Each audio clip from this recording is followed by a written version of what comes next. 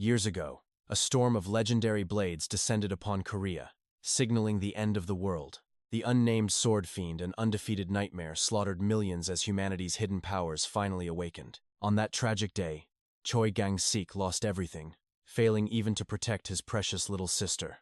He swore bloody vengeance, yet reality was cruel. He was a no-ability loser with zero talent. As his faith crumbled, the heavens answered. Gang-sik became the exclusive streamer for the gods themselves. More views meant god-tier buffs and divine donations, rapidly skyrocketing his combat power beyond all limits.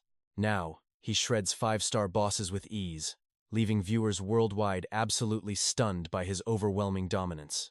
Our story begins deep in a forest. A shout echoes the livestream is officially ready for broadcast. A muscular hunter takes center stage, introducing a special guest joining his high-stakes monster hunt tonight. He welcomes Han-yoon, asking if she's nervous about her very first live appearance on the channel. Careers changed after the apocalypse.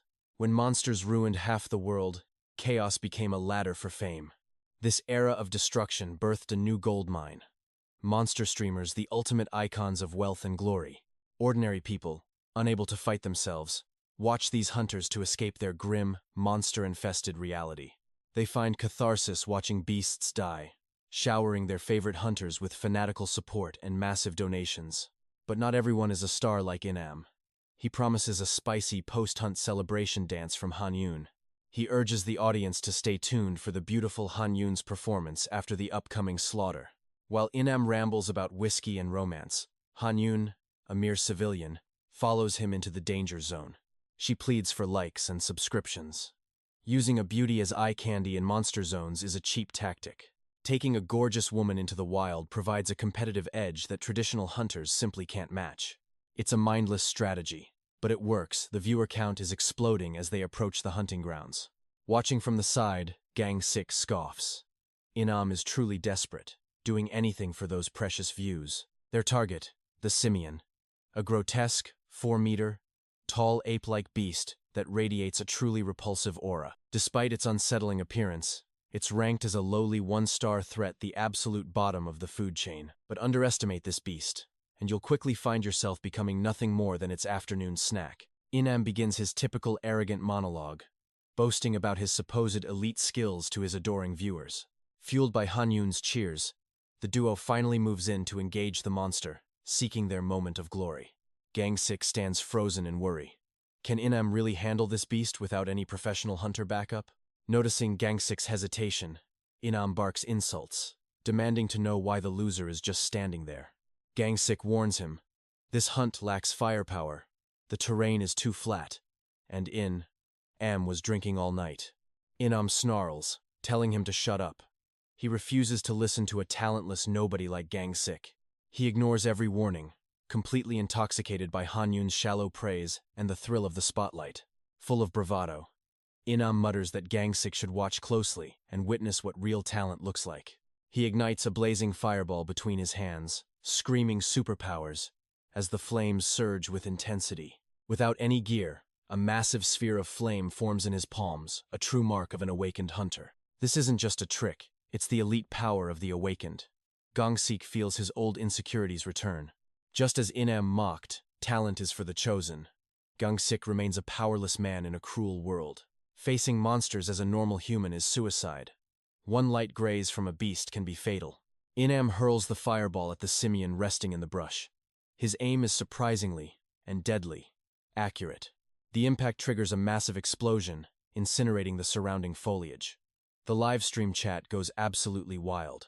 Han-yoon clings to 𝒂𝒏𝒄𝒏𝒌, whispering sweet praise as they celebrate their easy victory far too soon. Amidst their hugging, they miss the shadow looming above. Gang-sik screams a warning, the beast is still alive. 𝒂𝒏𝒄𝒏𝒌 looks up just as the simian lunges. He barely dodges, dragging Han-yoon away from a lethal strike. Fear paralyzes them. They tremble in terror as the monster's roar echoes through the forest, bone-chilling and primal. Panic consumes 𝒂𝒏𝒄𝒏𝒌. He throws his dignity away, shoving Han-yoon aside to save his own pathetic skin. Han-yoon is thrown toward the beast. Without hesitation, the predator lunges, its claws tearing through her back. 𝒂𝒏𝒄𝒏𝒌 abandons his dying teammate without a second thought. His only goal is his own selfish survival. Ignoring the monster's roar, Inam screams at the camera while shoving Gangsik into the path of death. He sprints across the empty plains, leaving a bewildered Gangsik behind in this desolate, open wasteland. There is nowhere to hide. No rocks, no trees, just a vast, open field of certain impending doom. Spotting his truck, Inam runs like a lunatic, heartlessly using Gangsik as bait to save himself. He has the audacity to tell Gangsik to be grateful for being a useful sacrifice right now. "I will never forget you," he mocks. To him, a hunter's life outweighs a lowly porter's existence. Gangsik curses the heavens. As the beast lunges, he prepares to meet his end with bitter resentment. Memories of his father flash by. A man who truly believed God was always watching over them. Is God really watching? He wonders, as the shadow of death looms larger than ever before. The monster strikes. Gangsik barely rolls away, his heart hammering against his ribs in pure, raw terror. Drenched in sweat, he scoffs at the idea of divine help. Where is this supposed savior now? They say your life flashes before your eyes, but all he hears is his father's final truth. "There is no God," he whispers. The monster Simon raises a massive fist to crush his soul. Suddenly, a bizarre system window flickers to life. Number of viewers: 1. A strange, digital miracle. The screen stays locked in his vision. Suddenly, a surge of raw, untamed power erupts from within. His body moves on instinct. With godlike speed, he transcends the physical limits of a normal human. He flickers like a ghost, dodging the lethal strike with the grace of a legendary, elite warrior. Landing safely, Gangsik is paralyzed by shock. What did I just do?" He gasps in disbelief. A new message appears. God is feeling confused. Is this some kind of sick, divine nightmare? The monster Simon refocuses. This is a predator that brought all of modern civilization to its knees. It unleashes a devastating blow, a strike meant to turn Gangsik into nothing more than a smear. But the fist hits only air. Gangsik has vanished, leaving nothing but a lingering afterimage behind him. Reappearing behind a tree, he tries to process the impossible. His mind races at a frantic pace. There is no time for questions. Every heartbeat is a gamble between survival and a cold grave. One mistake, and it is all over. The thought of death sends icy shivers down his spine. Desperately searching for an exit, the system blinks again. The new notification is even more insulting. God is preparing popcorn. To the heavens, his life or death struggle is just a summer blockbuster movie. His hands tremble with rage. He realizes he is just a pawn in a cruel, cosmic game. He imagines a divine being watching from above, snacking while he bleeds for their twisted amusement. His struggle is mere entertainment. But then, his fingers brush against something inside his heavy rucksack. He drops to the ground and tears the bag open. Inside are the only tools he has: a folding camping shovel and 4 sharpened wooden stakes. Humble tools for a man facing certain death. These were the burdens Inam forced him to carry. Now, they are his only hope for survival. A plan forms. Gangsik steps out, ready to face the beast with nothing but his own wits. He screams a taunt, mocking the monster to draw its attention away from his hidden, deadly trap. The creature's eyes flare with primal fury.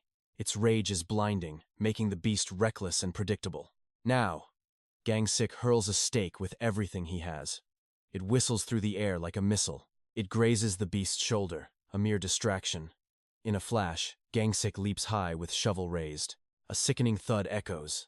The shovel strikes home, but the monster is only staggered and dazed. The blow wasn't enough. Simon recovers instantly, his eyes burning with an even more terrifying, dark hatred. The beast hoists a massive boulder. Gangsik stammers, "Can't we just talk this out peacefully, please?" His plea falls on deaf ears. The boulder descends like a meteor, carrying the weight of death. He dodges by a hair's breadth. His heart thunders. This is his one and only final chance.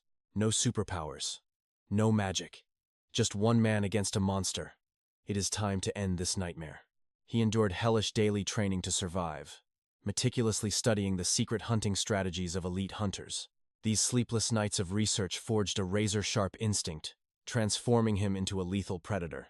As the beast simian pursued him, Gangsik realized the gods were actually watching and cheering. For a talentless nobody, there was only one desperate path to victory. He stopped running. Spinning around, he faced the nightmare head-on. He blurred past the beast's claws with insane speed. Dancing around its flank, he pinpointed the monster's only vulnerability, the ultimate fatal blind spot. Fueled by pure desperation, 𝒂𝒏𝒌 drove a sharpened stake deep into the creature's weak point. The monster shrieked in agonizing pain. It turned in a blind fury, seeking to crush him. In a heart-pounding clash, our protagonist struck first, burying his weapon into the beast's flesh. Nausea hit him hard, but he falter. He knew stopping meant a gruesome death. The more the beast struggled, the deeper the spear sank.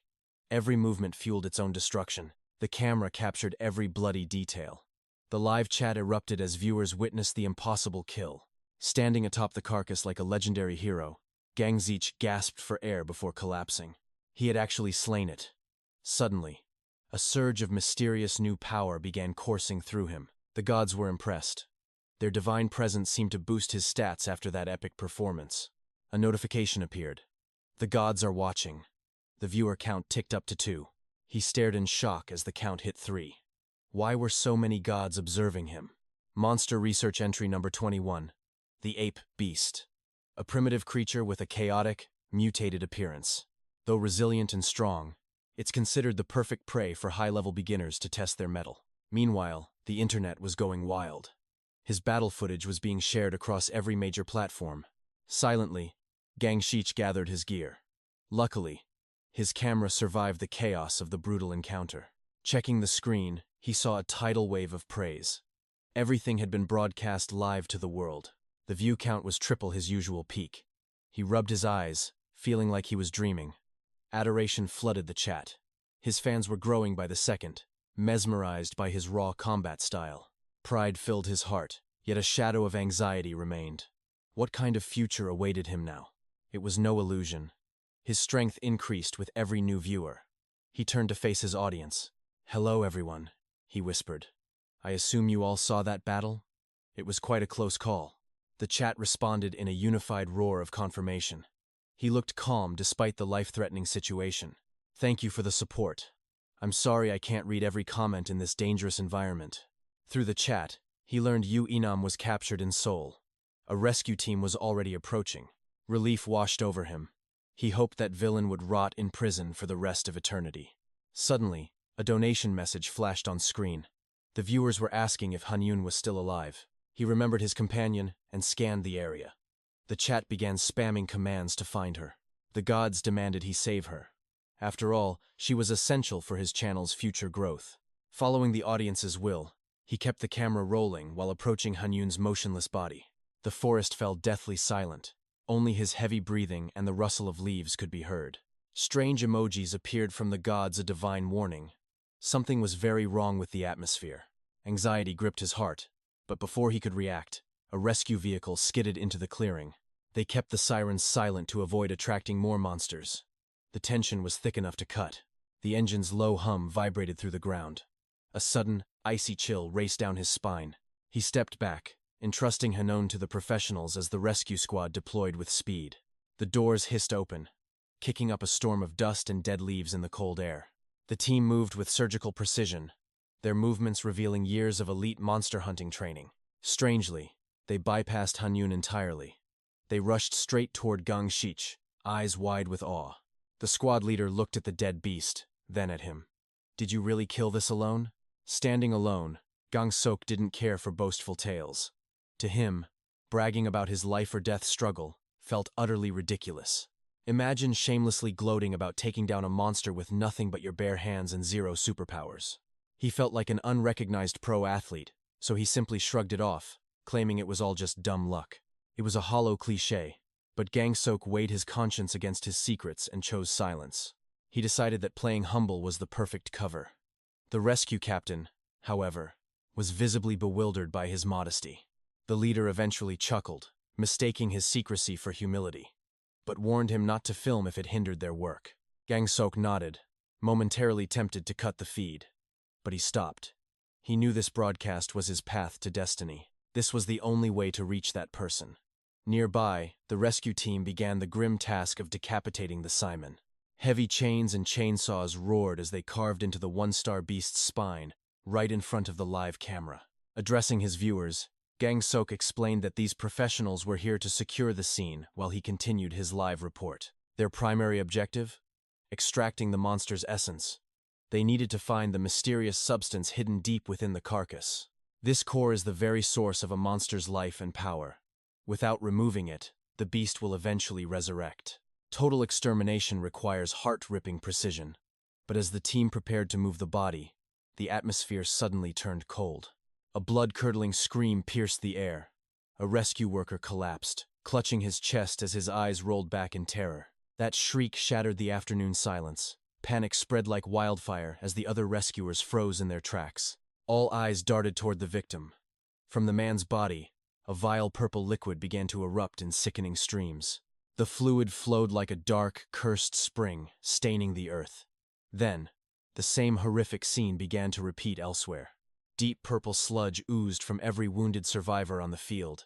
The moment it hit the air, the stench became unbearable. It smelled of acrid, oxidizing metal.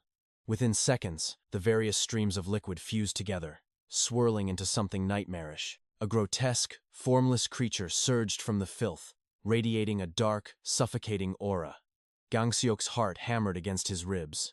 He stumbled back, realization hitting him like a truck.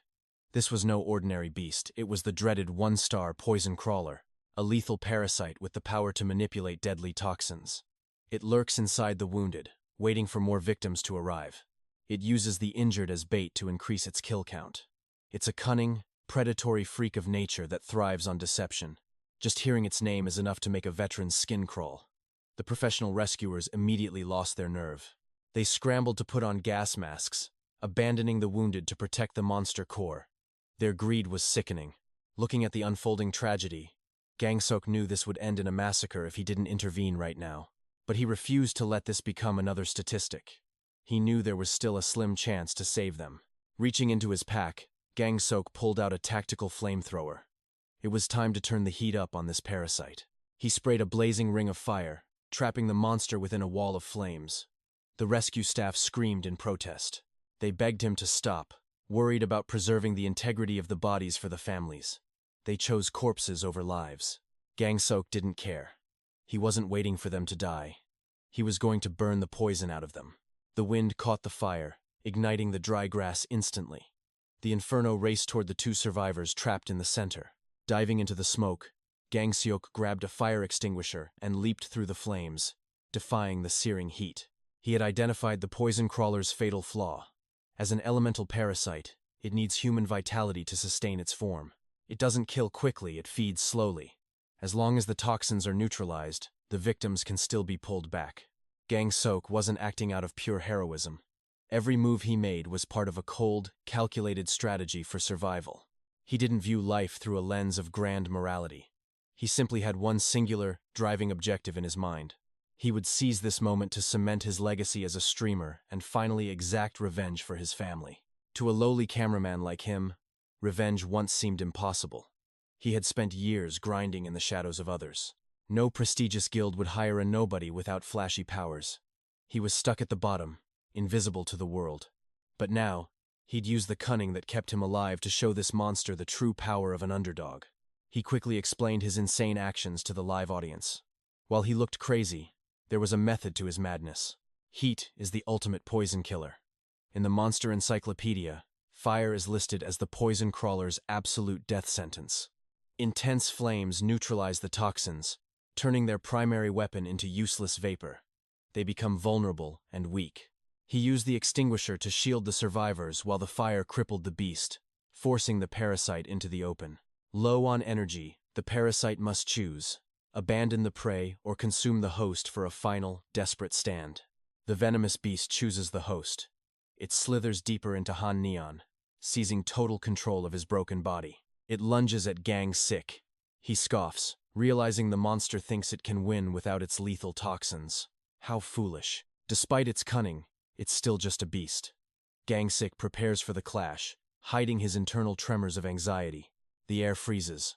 The only sounds are Gang-sok's heavy breathing and the faint cries of the nearby rescue team.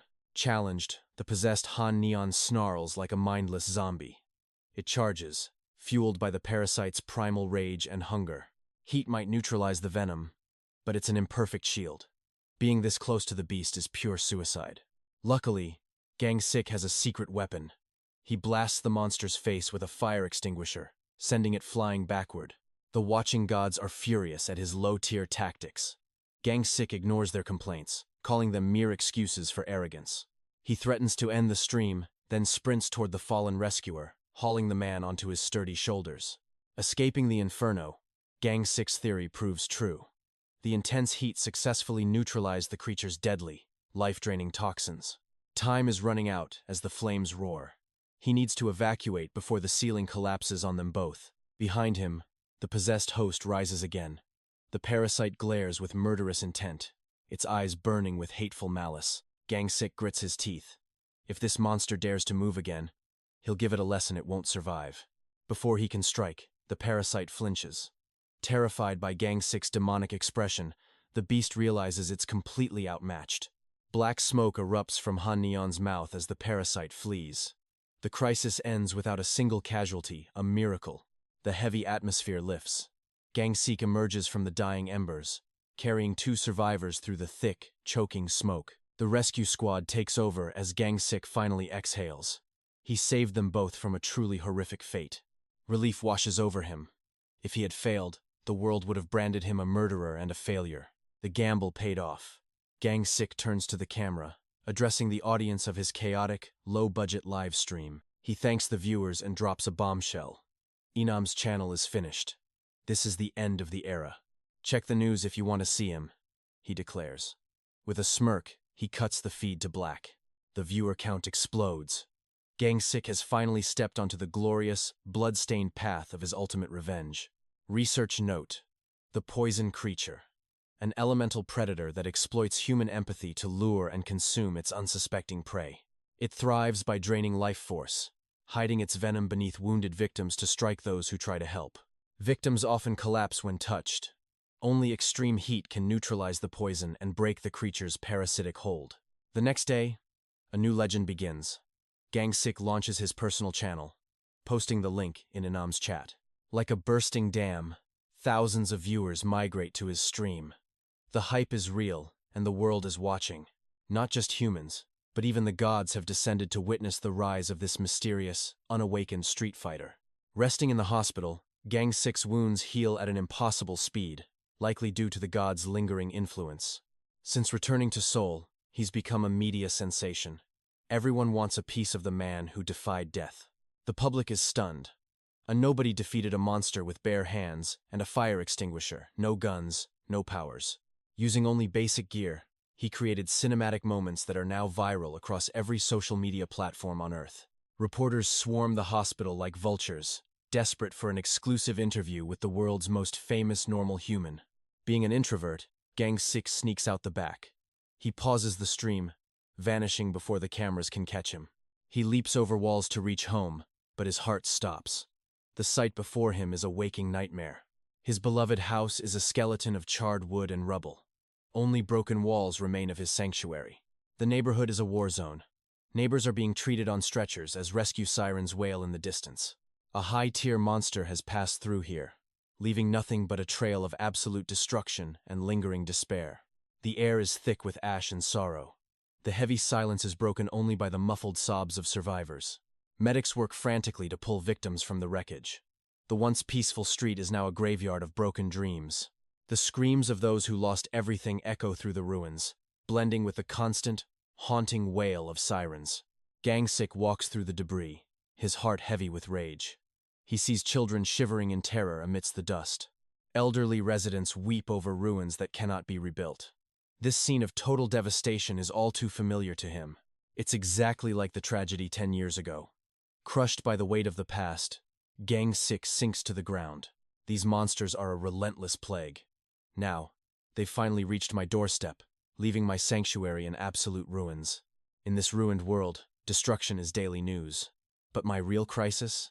The fickle gods aren't watching me anymore. I can feel my power evaporating.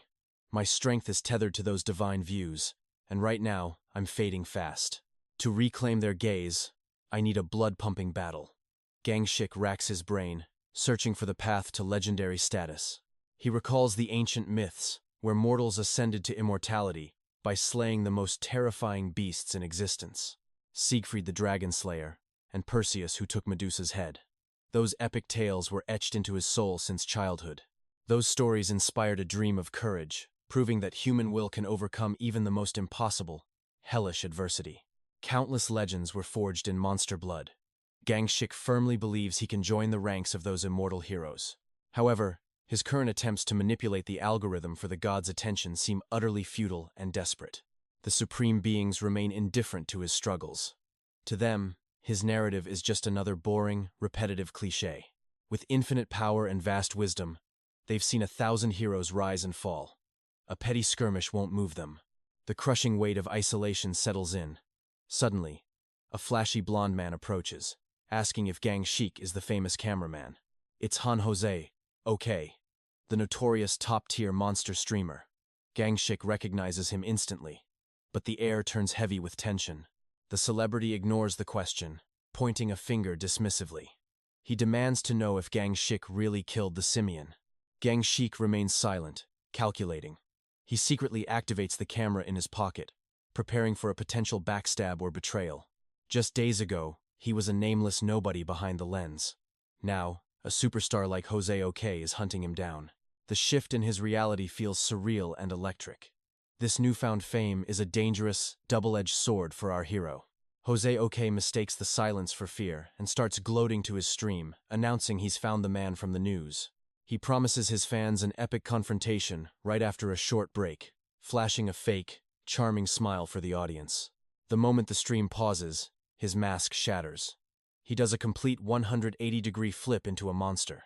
The hero transforms into a foul-mouthed trash talker.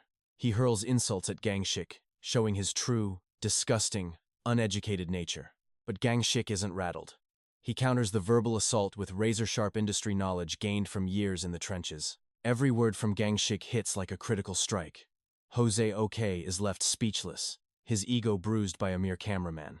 Enraged and humiliated, 𝑭𝒂𝒏𝒌 screams at his staff. He demands to know why the break is over so soon.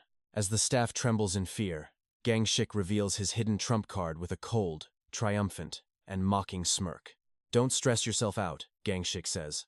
"The audience won't be bored. Unlike your channel, my stream never actually stopped." He pulls the hidden camera out, thanking the arrogant streamer for providing such high-quality, villainous content for his viewers. The tables have turned. The nobody cameraman just exposed a superstar live, turning the broadcast into a public execution. Thanks to the explosive drama, a curious god returns to watch. The divine viewership numbers finally start to climb again. 𝑭𝒂𝒏𝒌 scrambles to save face, claiming his insults were just sincere advice from a senior in the industry. Gangshik asks if this pathetic excuse is just another strategy for clout. 𝑭𝒂𝒏𝒌, surprisingly, admits it's all for the views. Gangshik can't help but laugh. He wonders if this man is truly a genius of stupidity or just acting. Monsters are solitary, but humans thrive on shared strategy. Yet, some beasts remain beyond the reach of human tactical planning.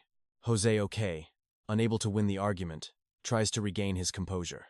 He's here for one thing: a live monster hunt. He plans to clean up the ruins.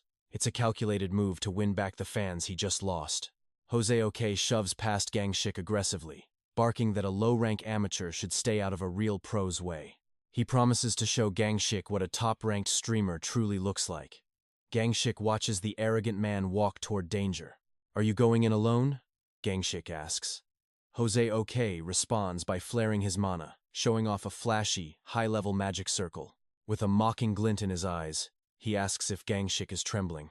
But our hero is busy analyzing the situation. The monster's threat level is clear from the carnage around them. 𝑭𝒂𝒏𝒌 has skill, but his arrogance is a fatal flaw. Gangshik simply wishes him luck, which only infuriates 𝑭𝒂𝒏𝒌 more. The streamer marches off, veins popping in his neck.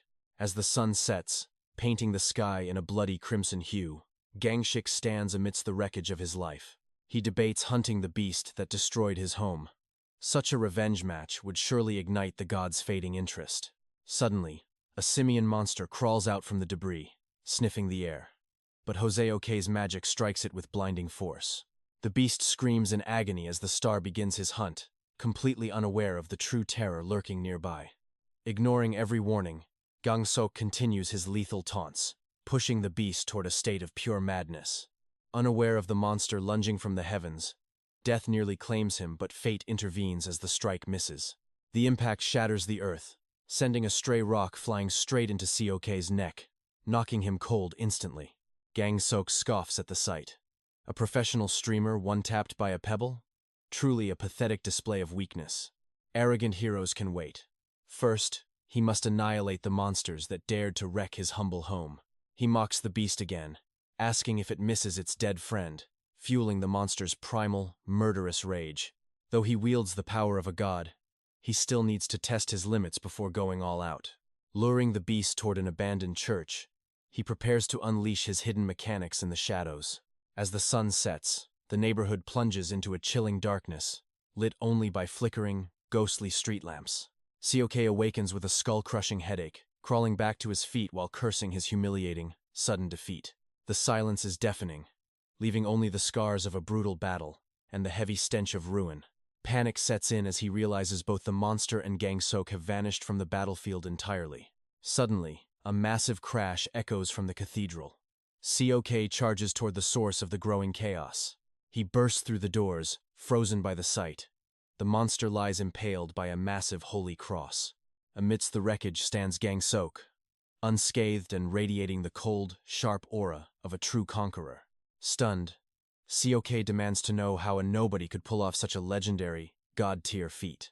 Gang-sok simply shrugs, claiming divine intervention, but the truth of the battle was far more calculated. Moments earlier, Gang-sok had dominated the exchange, blinding the beast with a vicious, jagged strike to the eye. As the monster howled in agony, he slipped into the shadows, hunting for the perfect killing blow. His eyes locked onto the towering cross.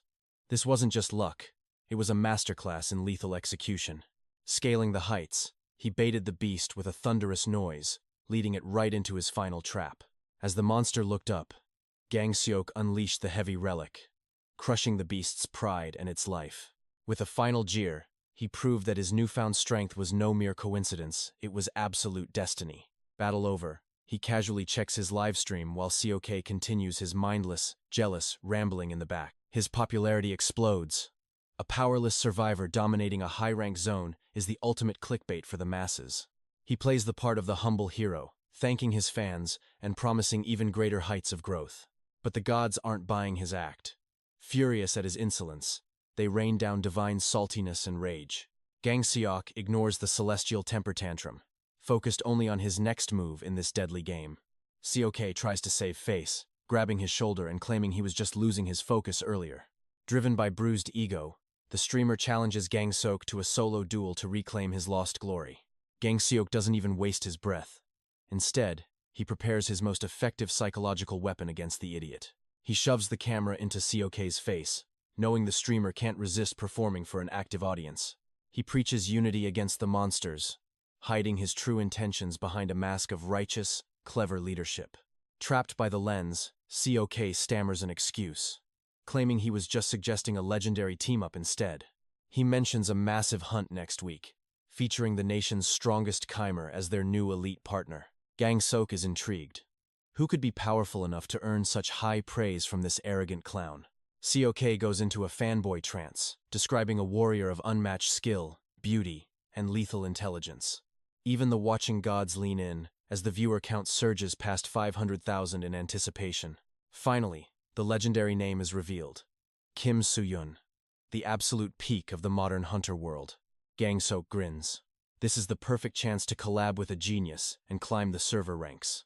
Accepting the offer, he envisions a future where the entire world bows before his hidden mechanics. Days later, they arrive at the ruins of Gimpo Airport, a wasteland of twisted metal and silent ghosts. Surrounded by plane wreckage, a surge of forgotten memories begins to flicker in the back of his mind. But nostalgia is a luxury.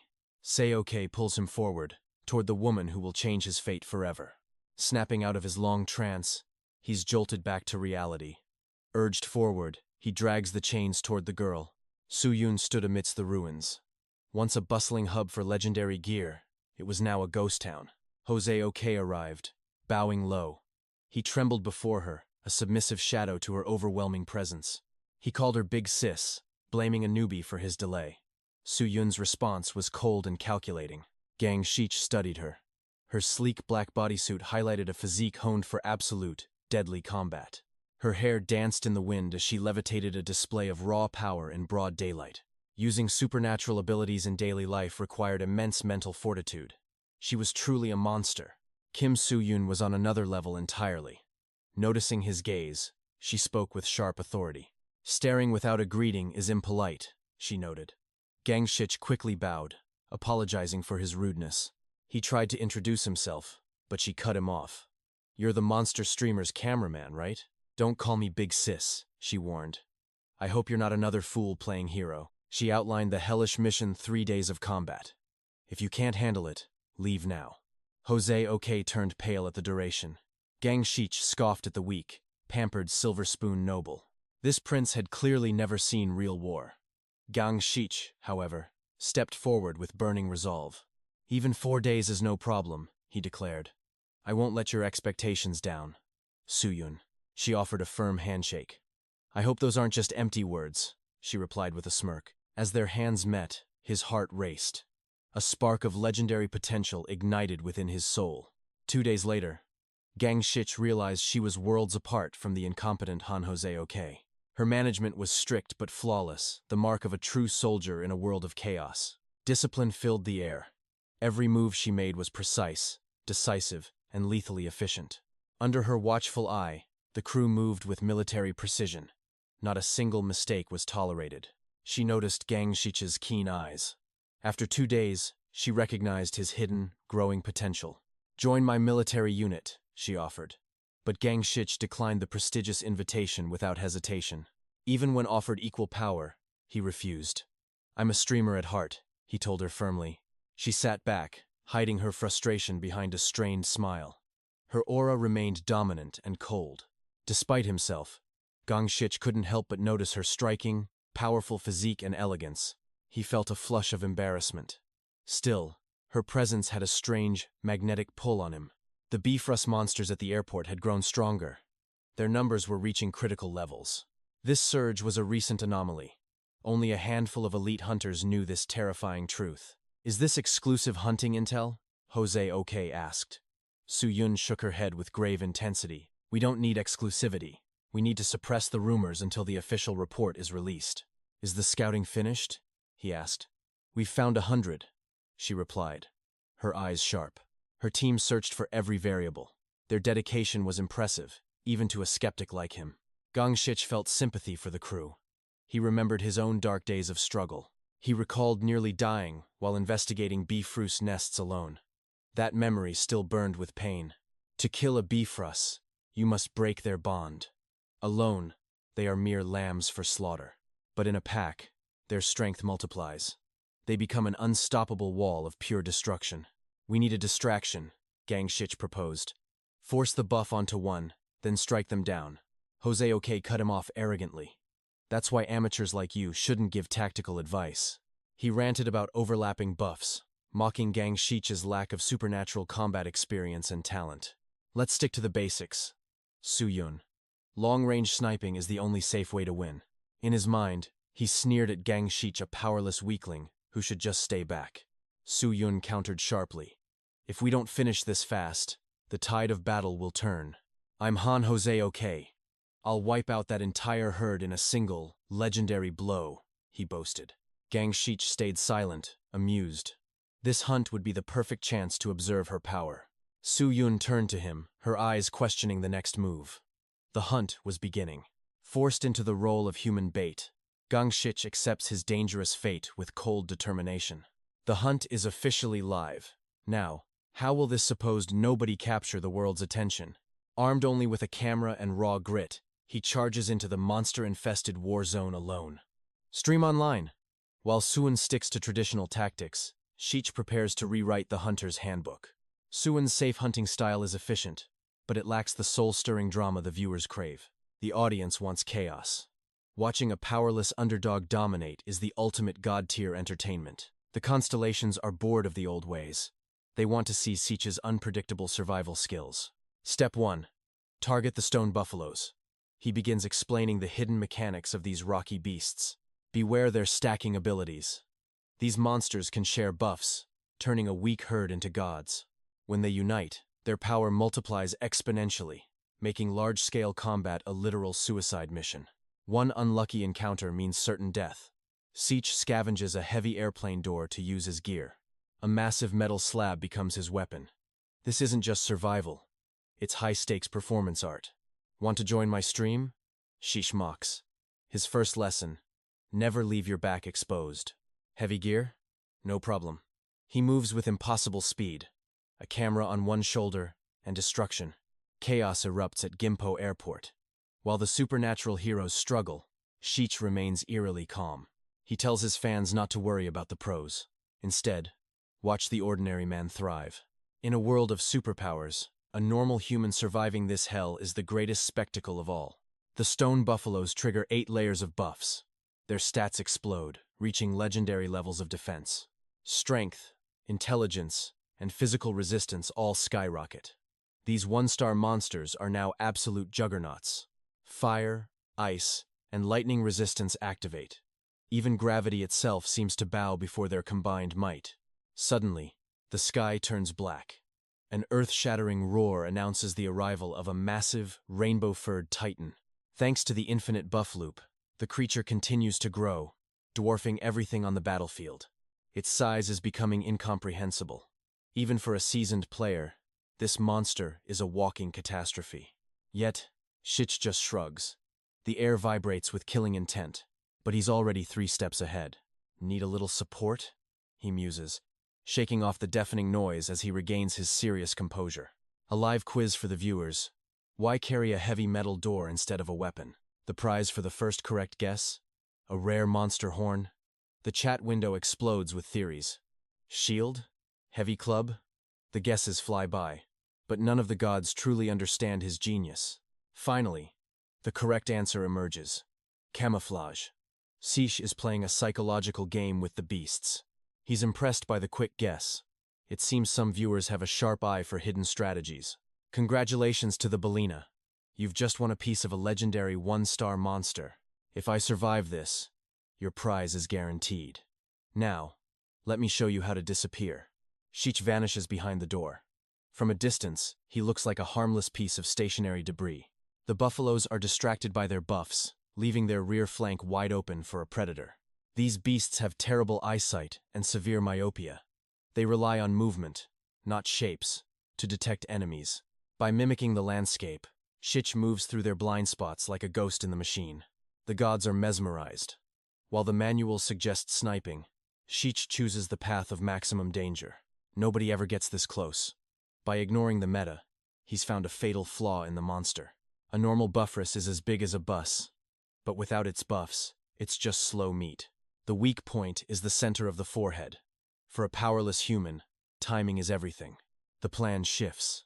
While others act as decoys, 𝒌 positions himself for the ultimate finishing strike.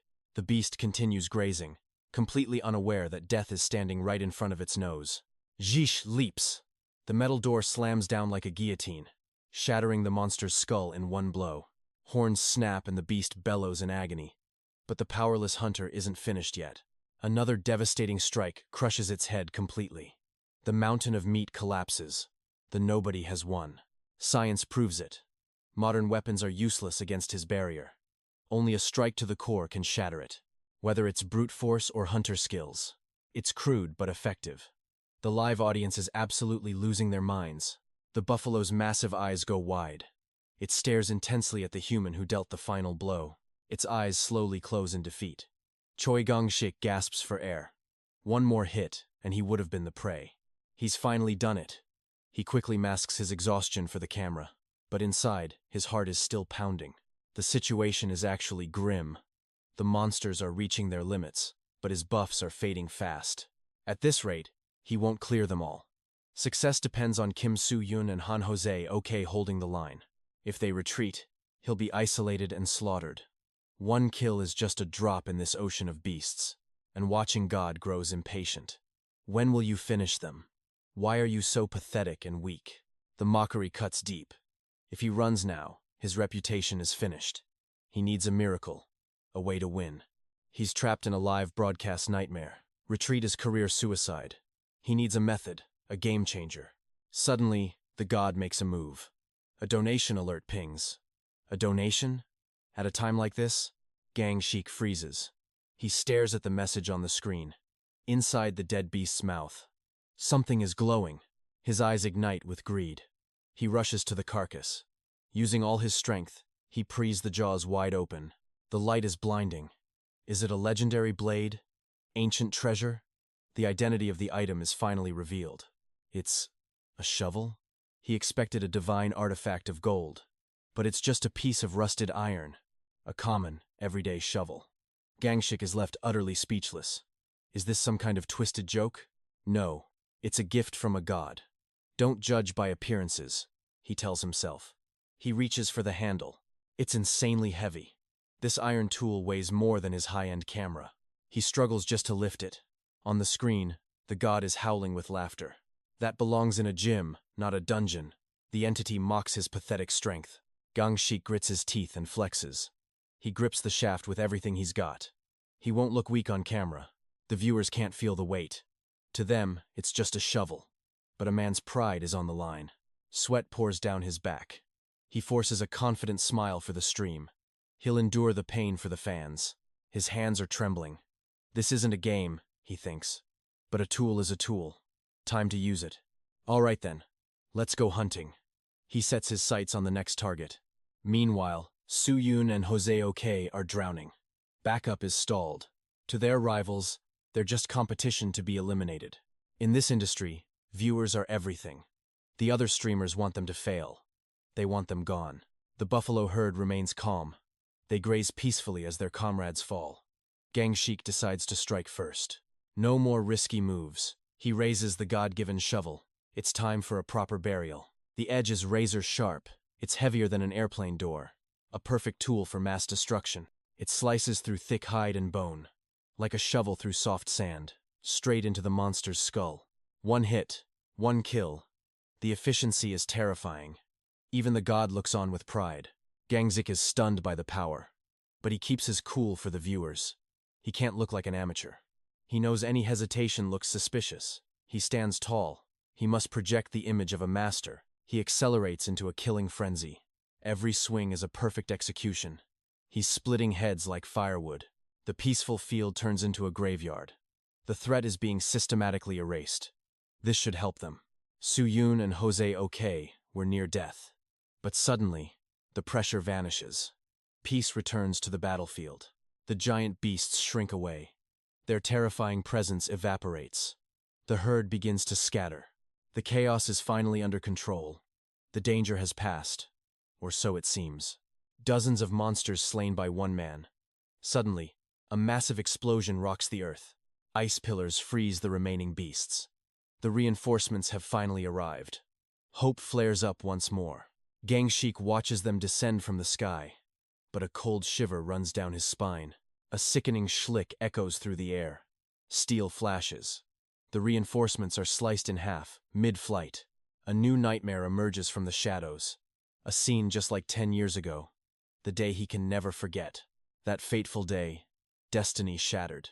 His hard-working mother was cooking his favorite meal while his sister danced in a new dress. His father watched peacefully.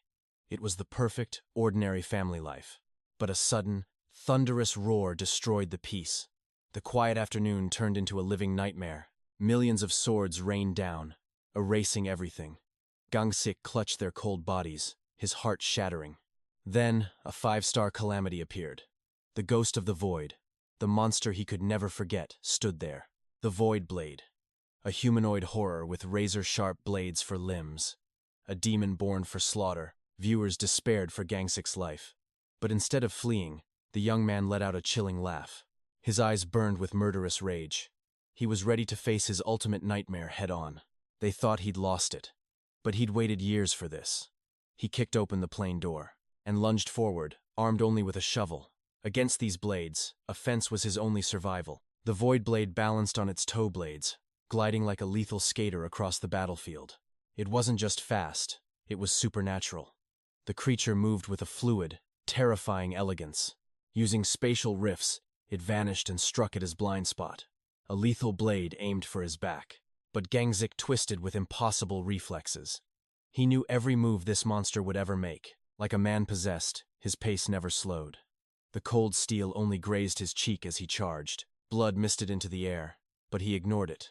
He remembered his father dying exactly like this. His family was torn apart before his eyes.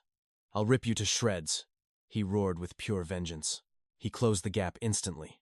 The monster's blade circled the sky, returning for a calculated strike. 𝒂𝒏𝒌 dodged again, though the shockwave drew blood. He didn't care. He would endure anything. This 5-star monster possessed human intelligence and evolution. But 𝒂𝒏𝒌's resolve was absolute. He had run millions of mental simulations, obsessing over revenge and any tiny chance of victory. He would use everything, every trick, and every ounce of strength to bring this nightmare down. Suddenly, the constellations began to bicker. One deity mocked his romance, while another grew impatient. "Are you a stalker?" one asked. Their messages flooded his vision like a blinding digital fog. Distracted, he almost missed the blade lunging for his throat.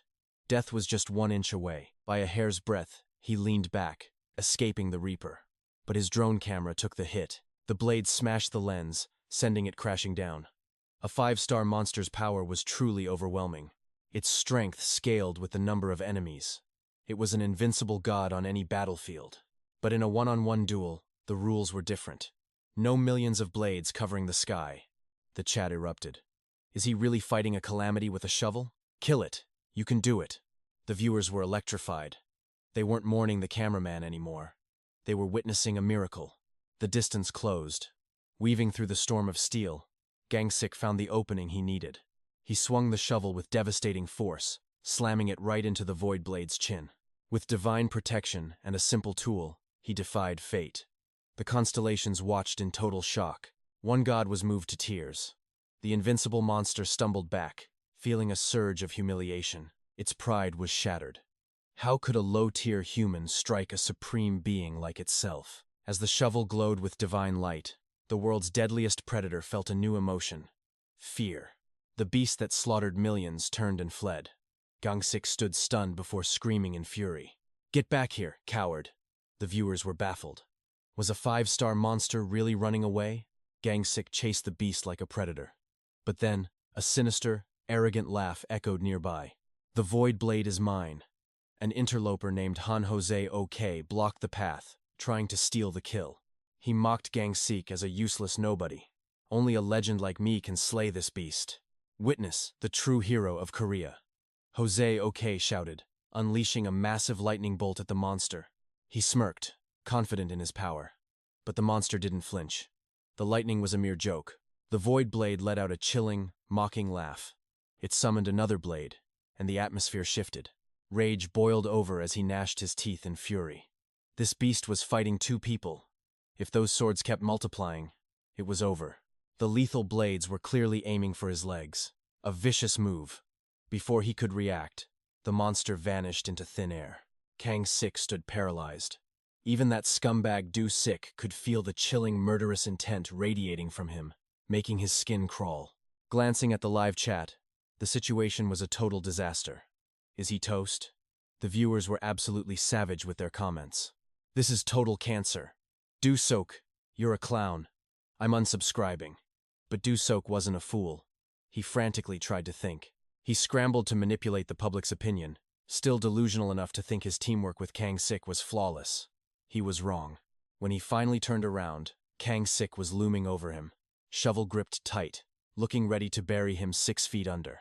Terrified, he collapsed and pathetically begged for mercy. He even suggested they partner up later if 𝒂𝒏𝒌 wasn't too busy. Before he could finish his nonsense, 𝒂𝒏𝒌 silenced him with a brutal punch, successfully sending the coward straight to the hospital. That was the most pathetic garbage he'd ever heard. Even the gods expressed disappointment, though they offered 𝒂𝒏𝒌 some pity. At least he'd reclaimed the attention of 10 deities. Back in the hospital, his second home, 𝒂𝒏𝒌 brooded in the silent ward. He couldn't stop thinking about his beloved nemesis, the Void Sword. He never expected such a sudden, violent reunion with that beast. But he'd gained a crucial lead. That divine shovel actually worked.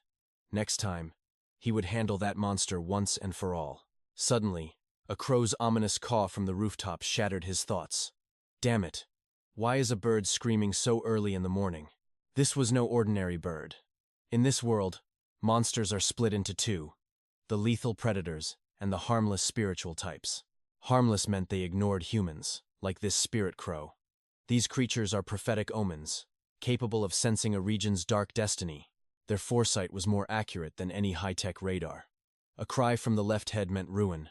The right promised a blessing. Everyone in the hospital froze, eyes locked on the rooftop. Then, the right head let out a loud, piercing, and triumphant call. A wave of relief washed over the crowd. Since the right head sang, they were safe. Nothing bad would happen here today. Meanwhile, some bored gods were losing patience, threatening to leave the live stream. One particular deity seemed extremely displeased with the pace. They reacted like typical, fickle viewers, summarizing the whole situation in 2 words: total bore. Kang-sik woke up to chaos. Between the crows and a flood of messages, his mood was souring fast. But he suddenly remembered something far more critical. He checked his treasures in the desk drawer. Thankfully, his gear was still there, though it looked a bit like scrap metal. Charging his cheap iPad, he scanned the latest online posts. A lot had changed while he was being used as a lab rat. Seeing a post about the Void Sword, he wondered if it fled south. That monster's cunning and malice were truly legendary. Hunters like Du-suk, who tried to hype themselves up by targeting it, were usually slaughtered in the blink of an eye. Kang-sik's survival was a miracle. Even if the beast retreated after losing interest, it remained the most difficult predator for humanity. Without the divine power bestowed by the gods, he'd be dead. Things got messier when Du-suk interfered. But failure was inevitable. Thanks to the Void Sword's insane healing, the battle was rigged. Kang-sik looked at his intact limbs, marveling that he survived. He'd faced a nightmare and walked away without a single scratch. Then it hit him. Wait, where is that sponsored shovel? He'd completely forgotten it until now. While he could earn money through streaming, without that shovel, he'd be a corpse. A god voiced their annoyance. How could he take so long to look for it? He'd basically abandoned his most vital lifeline. Kang-sik panicked, apologizing profusely and asking for its location. But the gods only mocked him, telling him to find it himself. The trust he'd built evaporated instantly. Finding that shovel wasn't going to be easy. It was time to pivot the topic. Resuming his live stream, he greeted his fans. The chat exploded, with people asking if he was some kind of hidden superhuman. "I know you have questions," he began, "but the answer is no. I only survived because I live for one purpose: revenge." Calmly, he shared his dark past and the grim reality of how he endured.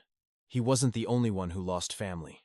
He emphasized that he was just a regular guy, just like them. The gods were his secret. Nobody would believe him anyway.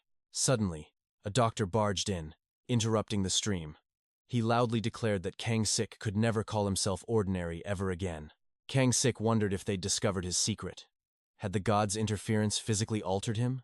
The doctor stared at the camera. "You are definitely not normal," the doctor insisted. "How could anyone be called average after surviving a duel with that beast?" Suddenly, an intruder crashes the live stream, screaming that Kang-sik has transcended his own humanity. A doctor appears. Kang-sik wonders, has his god-tier physique finally been exposed to the world? The doctor glares into the lens, declaring Kang-sik's power is anything but normal. Could a normal man face such a legendary beast? Ordinary logic no longer applies here. To be clear, he's a mere commoner. Highly trained, yes, but zero superhuman traits. Welcome to the specialized hospital for monster casualties. Kang-sik listens to the doctor's endless babbling. Confused, he wonders why the doctor is even saying this. The old man ignores his judging gaze. He promises top-tier recovery with 15 years of experience and state-of-the-art equipment. After a long sales pitch, the doctor sighs, hoping Kang-sik understands the gravity of the situation. Once the camera is off, his tone shifts. "Things are grim. Many want to dissect you. It's like a bucket of ice water." Dissected? A terrifying chill crawls up his spine. This fear is different from facing monsters. While he slept, they ran countless twisted experiments. Data says he's normal, but the government smells a lie. They're watching his every move. Ding! A message from a god appears. "Kill them all," one suggests. Another asks, "Are you trapped?" Kang-sik asks about his shovel. Turns out, the curious doctor sent it to a secret lab. Typical government greed. Instead of a reward, They steal his only weapon. Bastards never change. But wait, there's more. They found something anomalous deep inside his body. The doctor tosses him an object. 𝒂𝒏𝒌 catches it. Is this a refined monster core?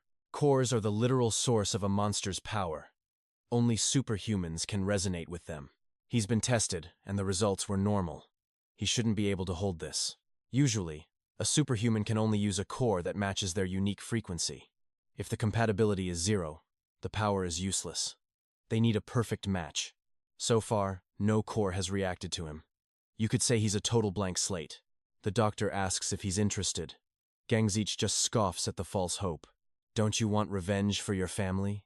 The doctor asks. 𝒂𝒏𝒌 remains cold and focused. Powers are just a tool, he replies. Besides, they probably won't work on that thing anyway. Finally, he demands a discharge. The doctor agrees but insists on a monthly checkup.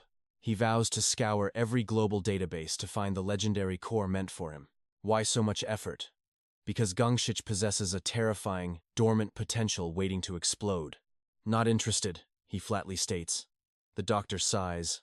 Young men these days have no romance. Suddenly, his eyes widen. The shovel is back on the table. It wasn't there a second ago. The gods urge him to take it and start a new adventure. Viewers hit 12. Shovel in hand, he walks out like a boss. See you next month, he tosses back. Destination: the Monster Bureau's branch in Seoul, the heart of the nation's power. It's a global alliance formed to exterminate the beastly threat. He's a regular visitor here. Hunting isn't just survival, it's a gold mine. Bones and hides become elite hunter gear. Even monster meat sells as high-end luxury food. Monsters are basically walking stacks of cash. He's here for his reward. As he enters, the receptionist's eyes nearly pop out. "Aren't you that cameraman?" she shouts, drawing every hunter's gaze in the hall. The pros look at him with disdain. He looks so average. Must be a total fraud. No one cares that he's soloed a 5-star monster. No one asks if he's okay. 𝒂𝒏𝒌 sighs, ignoring the toxic atmosphere. "Yes, I'm just a cameraman," he tells the girl. She's flustered.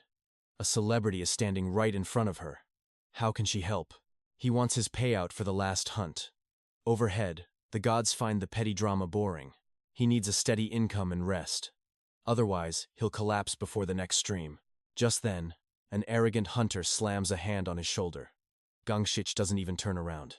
"I'm busy," he snaps. These elites refuse to believe he drove off the Void Blade. They think it's all a staged scam. What a bunch of annoying gnats. 𝒂𝒏𝒌 slowly reaches into his jacket and pulls out his phone. "Time to go live. Are you toddlers? Do you really think these petty media games will make me back down?" The reception camera is already live. There's no turning back now. I'm showing everything. I broadcast the entire Monster Bureau lobby for the world to witness this absolute farce. I tell my viewers I'm just waiting for my reward. Meanwhile, the hunters flee like rats. The stream is exploding globally. Everyone is watching the Bureau's every move with bated breath. One wrong word and their reputations are ruined forever. Panic is visible on every official's face. I return to the desk, only to be handed a pathetic stack of papers. My reward. I freeze in disbelief. Does this staffer even realize how many monsters I've slaughtered? Is this a joke? I demand.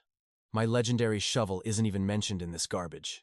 The clerk trembles, a mere puppet following orders from the shadows. She has no answers. I turn to the camera. The Bureau's corruption is laid bare for millions to see tonight. They've slashed my rewards to nothing. This isn't bureaucracy, it's a daylight robbery by the state. Public outrage ignites. The chat is a literal war zone of fury against the Bureau's incompetence. Translators broadcast my words worldwide. Citizens are already threatening to abandon this corrupt country. The global audience finally sees the truth. The fallout for the Korean government is catastrophic. Foreign nations beg me to join them. Every ounce of criticism is now aimed at Seoul. Suddenly, a frantic man in a suit rushes toward me, gasping for air and sweating bullets.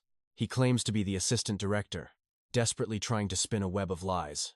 He argues my rewards were diverted to the families of fallen hunters. A complete fabrication. He insists their actions are righteous, but the Bureau's crisis management is a total disaster. Use your own budget. I fire back. Who gave you the right to steal my prize?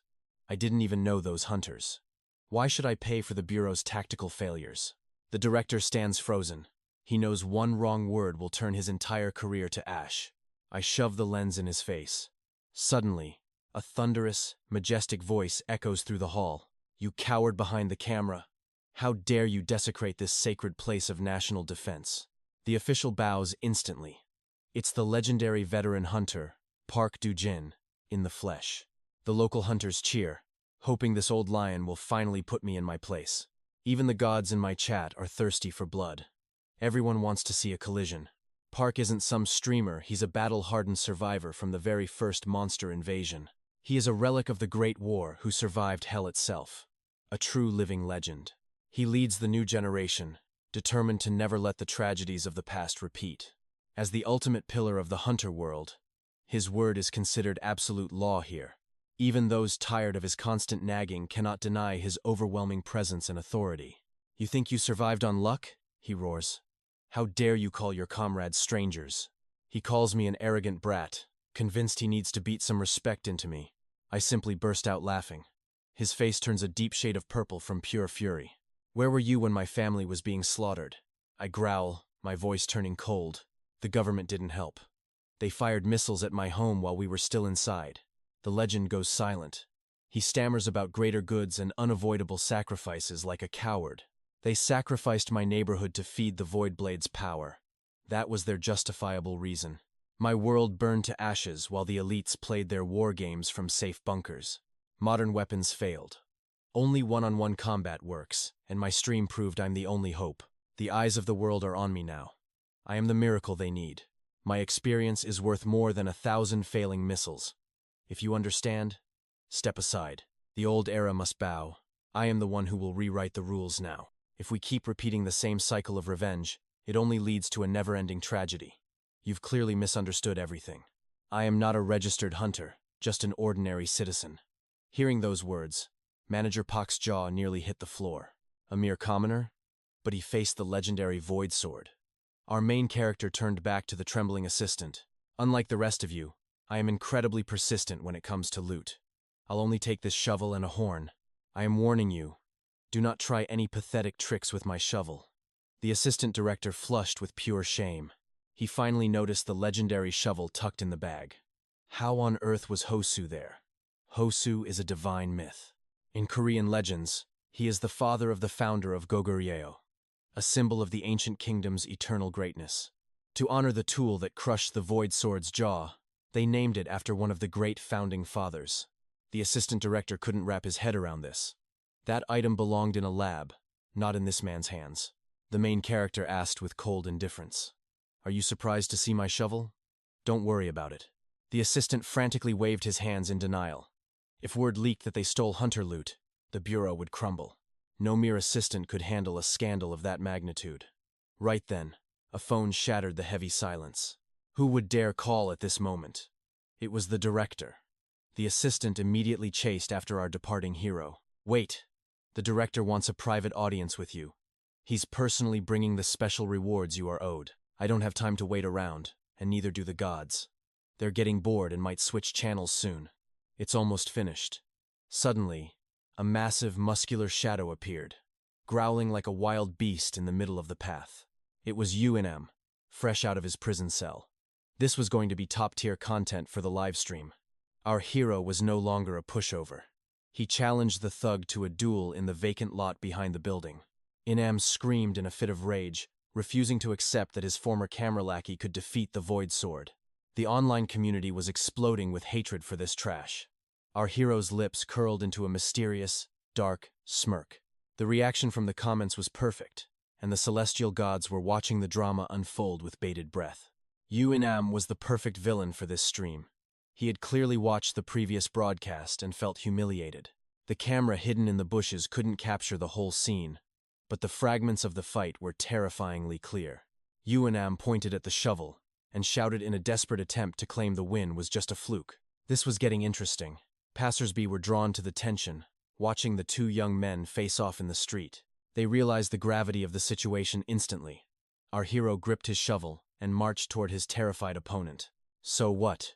Did you risk your pathetic life just to come here and bark those useless words at me? Do not make me laugh." 𝒂𝒏 felt a sudden chill. Was this really the weak loser he used to bully? It was a fatal mistake to rush in blindly. He began to wonder if it was really just the shovel's power, or was there something else hidden within this man? Our hero threatened to send him straight to the underworld. 𝒂𝒏 recoiled in horror, like grease fleeing from soap. He warned our hero not to take another step forward. The main character's brow furrowed. And what if I do? Have you forgotten what you did to me back then? That is all in the past, 𝒂𝒏 squealed. I've already served my time and paid all those heavy fines. He even complained about a forced marriage to cover his debts. Our hero sighed at the sight of such trash. The man was truly a piece of human garbage. Yet, he bragged about his innocence like a proud, delusional fool. You really don't like me, do you? Before he could even finish, our hero set his camera on a bench. He tossed the shovel aside and declared a fair duel. No weapons, no cores, no buffs. Just bare-knuckle violence. The muscular titan stepped up. One god questioned his morality, while another cheered for the coming bloodbath. The viewers were stunned by this sinister turn of events. The live viewer count surged to 12,000 souls. Our hero wasn't worried at all. Even without a weapon, his enhanced physical stats would turn the thug into pulp. He told the gods to watch closely. 𝒂𝒏 roared in anger, demanding to know why he wouldn't use powers. Superpowers are a natural talent. Our hero confirmed he was serious. Could he really win this fight unarmed? There was no way a commoner could survive a brawl against those battle-hardened muscles without using a core. Our hero insisted on using only his hands, and 𝒂𝒏 agreed. But he added a sneaky, lethal condition.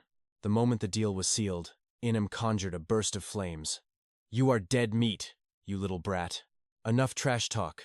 I'll show you why they call me the Flame Sniper. This stream is over. 𝒂𝒏 smirks, launching a deadly crisscross of fireballs at Gangsheik. But he just scoffs at the flames. Without a hint of fear, he charges straight into the blaze, pivoting with surgical precision to dodge. He leaps through the narrow gap between the infernos. The scent of scorched hair hangs in the air.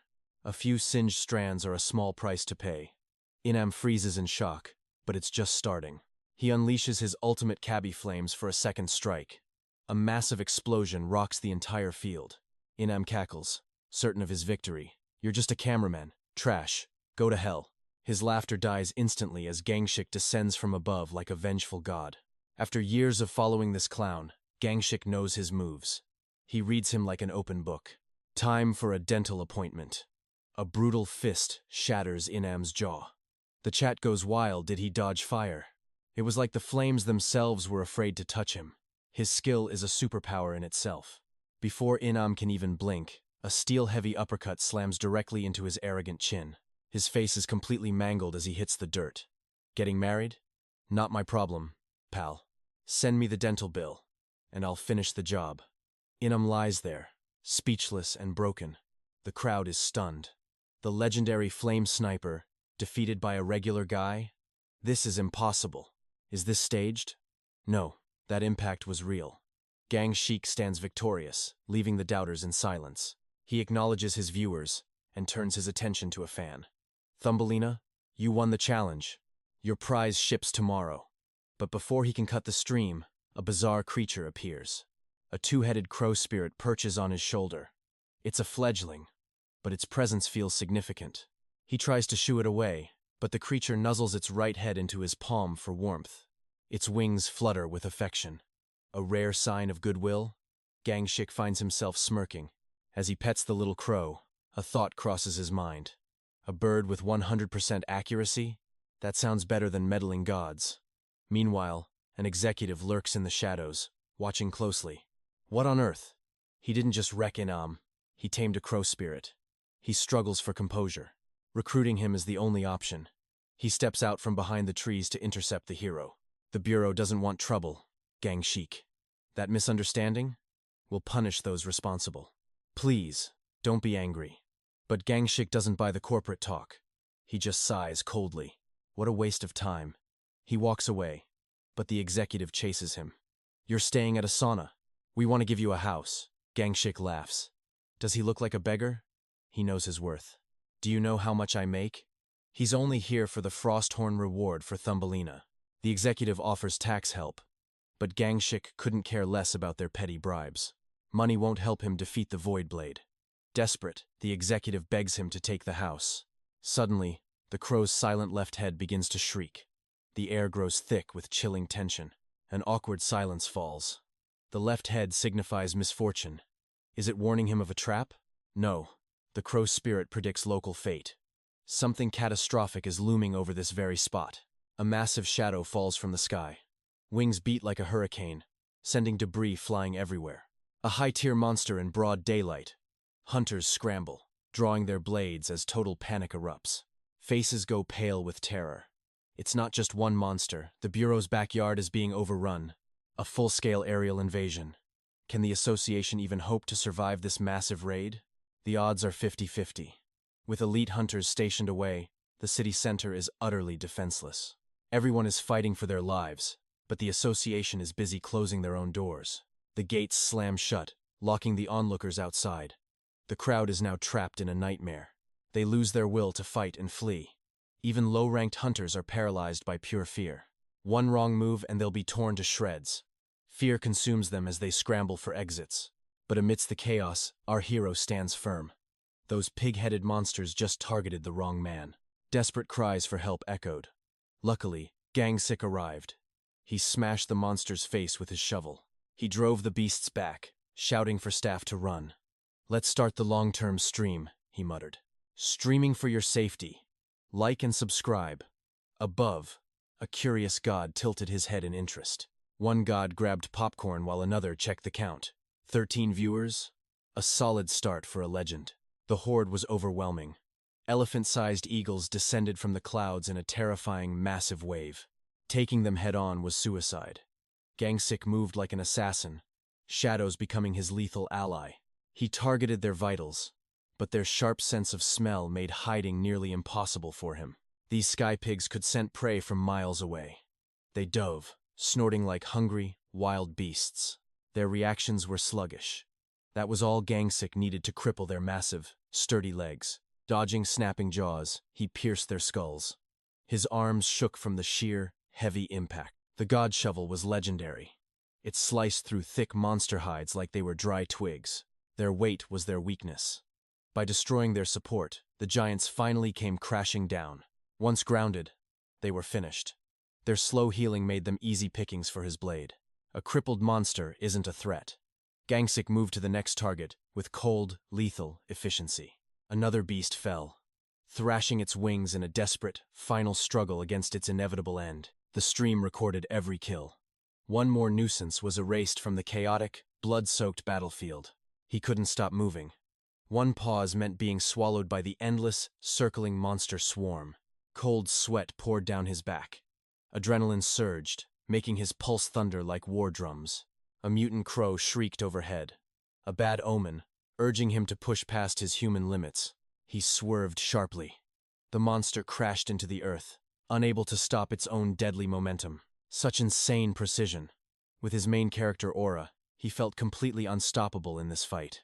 A scream echoed it was 𝒂𝒏𝒌. He was surrounded, clutching his broken and dislocated jaw. Why him? Maybe the monsters recognized him as the ultimate piece of human trash. 𝒂𝒏𝒌 laughed out loud. Even the beasts knew who the real loser was in this world. 𝒂𝒏𝒌 fumed in total helplessness. "Quit laughing and help me already," he barked in desperation. The swarm blocked out the sun. 𝒂𝒏𝒌 paused, analyzing the tactical layout of the chaos. It was time for a gamble. He grabbed a handful of rocks and hurled them with force. The strike scattered the monsters. 𝒂𝒏𝒌 had just saved that jerk's life, at least for now.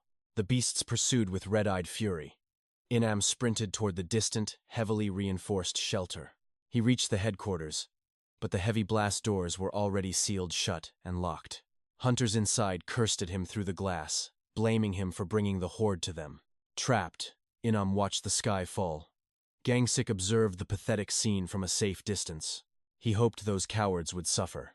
The sky pigs were closing in for the final kill. Monsters slammed into the steel walls. The building held, but for how much longer? Many civilians were still trapped outside. The scale of the disaster was reaching its absolute peak. Time to play the hero. 𝒂𝒏𝒌 decided to step up and save the people left behind. He needed a way inside. Meanwhile, 𝒂𝒏𝒌 was suddenly snatched up by a massive bird. Did he step on their nest? The monsters seemed to have a personal, deadly vendetta. 𝒂𝒏𝒌 intervened once more. He launched himself wrong to bring the arrogant jerk back down. He severed the bird's leg. Inam landed headfirst, but luckily, the loser was still breathing. The crowd pounded on the doors. Inside, there was only a cold and deafening silence. 𝒂𝒏𝒌 spotted an opportunity, a diving monster acting as a living, breathing, organic wrecking ball. He led the beast toward the gate. "Clear the way!" He roared at the panicked crowd. The monster smashed the gates open. On his signal, the civilians rushed into safety at once. Everyone made it inside just in time. The perimeter was secure, and the plan worked perfectly. Chaos erupted as 𝒂𝒏𝒌 took the lead. "Are you insane?" they screamed. "If those beasts break in, we're dead." Before the man could finish, 𝒂𝒏𝒌 seized his collar. "If you have time to whine, start helping," he growled. He rallied the hunters. "Form up! They're too large to swarm us, we take them down one by one." His logic hit home. The hunters realized that by bottlenecking the entrance, even they could hold the line. They fought bravely, but their firepower was pathetic. 𝒂𝒏𝒌 knew the heavy lifting was entirely up to him. A mother and child cowered as a monster lunged. Like a guardian deity, 𝒂𝒏𝒌 intercepted the lethal strike. The live stream chat exploded with praise.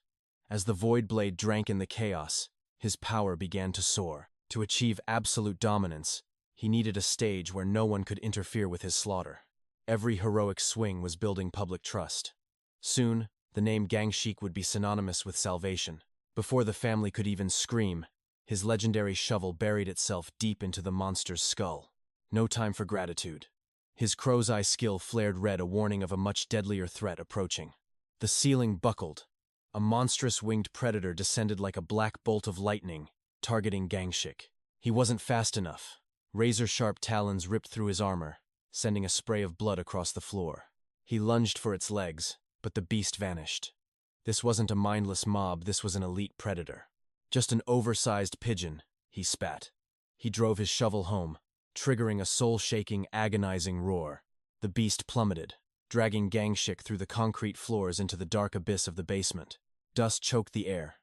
Those above peered into the jagged hole, wondering if their savior had been crushed. A hand burst from the wreckage. "Damn it!"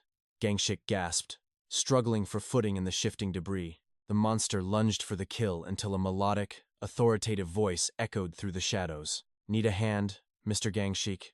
Kim Soo-yoon appeared like a battle maiden, intercepting the beast's lethal strike. "Consider my debt from Incheon settled," she smirked. The constellations were absolutely loving this romantic tension. Flustered, she quickly changed the subject. "My sister. She's actually a huge fan of your videos." 𝒂𝒏𝒌 blinked in shock. "Her sister? Really?" With a graceful wave, the top-tier huntress vanished upward. Ignoring the pain, 𝒂𝒏𝒌 delved deeper into the darkness, discovering a vault filled with classified reports. Archives lined the walls. It was true, the Hunter Association was hiding something massive beneath their feet. Suddenly, his eyes narrowed. In the flickering light, he spotted a document that shouldn't exist. Back on the surface, he signed off. "That's it today. Giveaway winners. Check your DMs." Surviving that drop was nothing short of a miracle. Or perhaps, it was divine intervention. "Just how far can I go?" he mused. The weight of the god's gaze felt heavier than ever. The constellations were ecstatic. One particular deity was practically vibrating with excitement for more. "Hey, you." A man in a cap blocked his path. "You're just a streamer playing with high-tier toys." With his rugged gear and sun-baked skin, he was clearly a veteran from the lawless outskirts. 𝒂𝒏𝒌 didn't blink. "It's a shovel, not a spear. Get your eyes checked, buddy." The man's eyes gleamed with greed. "Name your price. That tool belongs in real hands." "Here come the vultures," he thought. He jokingly messaged the gods. "Maybe I should retire early?" The gods erupted in fury. Fearing their entertainment would end, a massive wave of donations flooded in. His first gifted shovel was a godslayer. He couldn't help but wonder what legendary loot was coming next. He wanted to shout for joy, but he kept a poker face. Still, the system remained silent. "Are you listening?" The hunter barked, pointing a finger. "End this now and hand it over." 𝒂𝒏𝒌's expression darkened. "I'll say it once. This shovel isn't for sale to anyone." The thug scoffed. "A brat like you doesn't deserve such power. It's wasted in your hands." "Careful," 𝒂𝒏𝒌 whispered. "The camera is still rolling." Want to be famous for being a thief? You little. Before he could strike, a stern voice cut through. What's the holdup, rookie? A second hunter approached, his eyes narrowing as they landed on the weapon. The air grew heavy, their greedy eyes locked onto the shovel, the divine weapon that had just slaughtered a monster. The cameraman's god-tier performance was undeniable. He thought the chaos had finally settled. But one look into their eyes proved him wrong. A new crisis was brewing. Time to end this. He slammed the shovel down. No spells, just pure, raw reaction. A mysterious handle manifested instantly. The divine tool now felt weightless and perfectly balanced. 𝒂𝒏𝒌's eyes widened in shock. A curious god whispered, "Is this another divine donation? So this is it." He challenged them. Pull this Excalibur, or leave in shame. Fail, and you'll kneel and beg for forgiveness. The ultimate hunter's wager was set. Greed blinded the hunters. They swarmed the shovel, casting aside every ounce of dignity. Before they could strike, 𝒂𝒏𝒌 started filming. They panicked, desperately hiding their faces. "Just insurance so you don't run," he smirked. They reluctantly accepted his ruthless terms. A cocky hunter stepped forward, flexing with arrogance. He gripped the steel handle tightly. He strained until his veins nearly popped. It didn't budge, rooted like an ancient mountain. One by one, they tried and failed miserably. Every attempt was a total waste. "You're a fraud," they barked. "Show us." The gods watched the spectacle, grinning wickedly. The divine beings laughed at the desperate mortals. 𝒂𝒏𝒌 prepared to reveal his power. Doubts crept in. If he failed now, he'd become the world's biggest, most pathetic laughingstock. "Trust your heart," the gods encouraged. With a deep breath, he stepped toward destiny. He touched the handle. The crowd jeered, expecting a lie. 𝒂𝒏𝒌 only smiled back. "Is this supposed to be hard?" 3, 2, 1. An earthquake erupted as he lifted it. Shockwaves tore through the ground. A devastating power usually reserved for legendary, high-rank monsters. The gods were ecstatic. This mere human had just triggered a world-shaking phenomenon. He ignored the chaos, realizing the iron ring on the handle controlled the seismic tremors. Just a coincidence, he lied smoothly, desperate to escape the rising tide of suspicion. Suddenly, a mysterious crow landed on his shoulder. His long, exhausting day finally ended. Over cheap noodles, he realized the truth. His body was recovering at insane, superhuman speeds. A legendary power was awakening within him. But first he had to satisfy his hunger. The gods remained silent about his growth. Meanwhile, the news reported aggressive monster attacks. The morning crows were swarming. The world was plunging into a state of absolute terror. The media spotlight hit the cameraman. No rank, yet he wielded an unstoppable, divine shovel. A new hero or a master deceiver? The world demanded to know his hidden secret. A new god joined the fray. No time for noodles, a new quest was beginning. He had a promise to keep. It was time to meet the mysterious Princess Lee. He tracked 𝒂𝒏𝒐 to Musin Road, a shrine dedicated to a legendary, fallen hero. This was the elite zone. High security, where only the most powerful families could live. Why would 𝒂𝒏𝒐 live here? She had to be someone with immense, hidden status. At the entrance, a shadow loomed. "Who are you to be loitering around here?" An elite guard blocked his path, suspicious of this ragged visitor's sudden appearance. Before he could explain, a taser fired. High-voltage sparks surged toward the startled 𝒂𝒏𝒌. He brandished the shovel in defense. Recognition hit. This was the viral, legendary cameraman. The guards panicked and apologized. "We didn't realize it was you, sir." They bowed. "I'd do the same," 𝒂𝒏𝒌 replied calmly. Professionalism, recognized professionalism in that tense moment. The guard's eyes sparkled with admiration. "I'm a huge fan." Relief finally washed over him. He stated his mission, delivering a legendary reward to the lucky, mysterious quiz winner. Seeing the buffalo horn, the guard was awestruck. 𝒂𝒏𝒌 had brought it here personally. Breaking every protocol, the guard smiled. For a legend like him, exceptions were mandatory. Since he was the hero who saved the association from the owl monsters, the guard allowed him inside. 𝒂𝒏𝒌 felt a wave of relief. With his fans' support, his life was finally starting to change. He quickly headed to the 8th floor. Room 801, the legendary winner's address. The lobby looked like a grand castle. At this late hour, the silence was chillingly absolute. His heart raced. He wondered what kind of power this woman held to live in such luxury. He rang the bell, left the bullhorn, and immediately dove into the emergency stairwell to hide. A soft, melodic voice asked who was there. The door opened, revealing a true princess. She was stunned to find the horn. She realized that cameraman had actually kept his promise. From the shadows, the main character could hear her clearly. Her identity was now undeniable. It was Thumbelina. He blushed, realizing her beauty perfectly matched her famous username. Suddenly, his crow spirit screeched. He muffled it and bolted down the stairs in a panic. Thumbelina heard a noise and investigated, but 𝒂𝒏𝒌 had already vanished into the night. He felt like an idiot for running. He should have just congratulated her like a man. The guard waved goodbye. 𝒂𝒏𝒌 frantically begged him to keep this secret visit a total mystery. This made the constellation gods go wild, mocking him for his total lack of dating experience. Messages flooded his vision, causing him to crash headfirst into a woman, Kim Soo-yoon. She instantly flared her magic, suspecting him of creeping around her high-end neighborhood. He tried to explain, but her sharp, icy gaze cut right through all his excuses. Realizing words were useless, he excused himself. Soo-yoon warned him to value his life more. She mentioned the rising disappearances, telling him to reflect on his reckless behavior. 𝒂𝒏𝒌 nodded silently and walked away. If he had a choice, he'd choose survival too. Suddenly, the crow spirit in his hands began to thrash, fighting for its freedom of speech. The bird pecked him relentlessly in a fury. Luckily, it was just annoyed and didn't leave. He noticed its feathers were now shimmering. Had it been feasting on something rare and powerful? He reached for a snack, but his pocket was empty.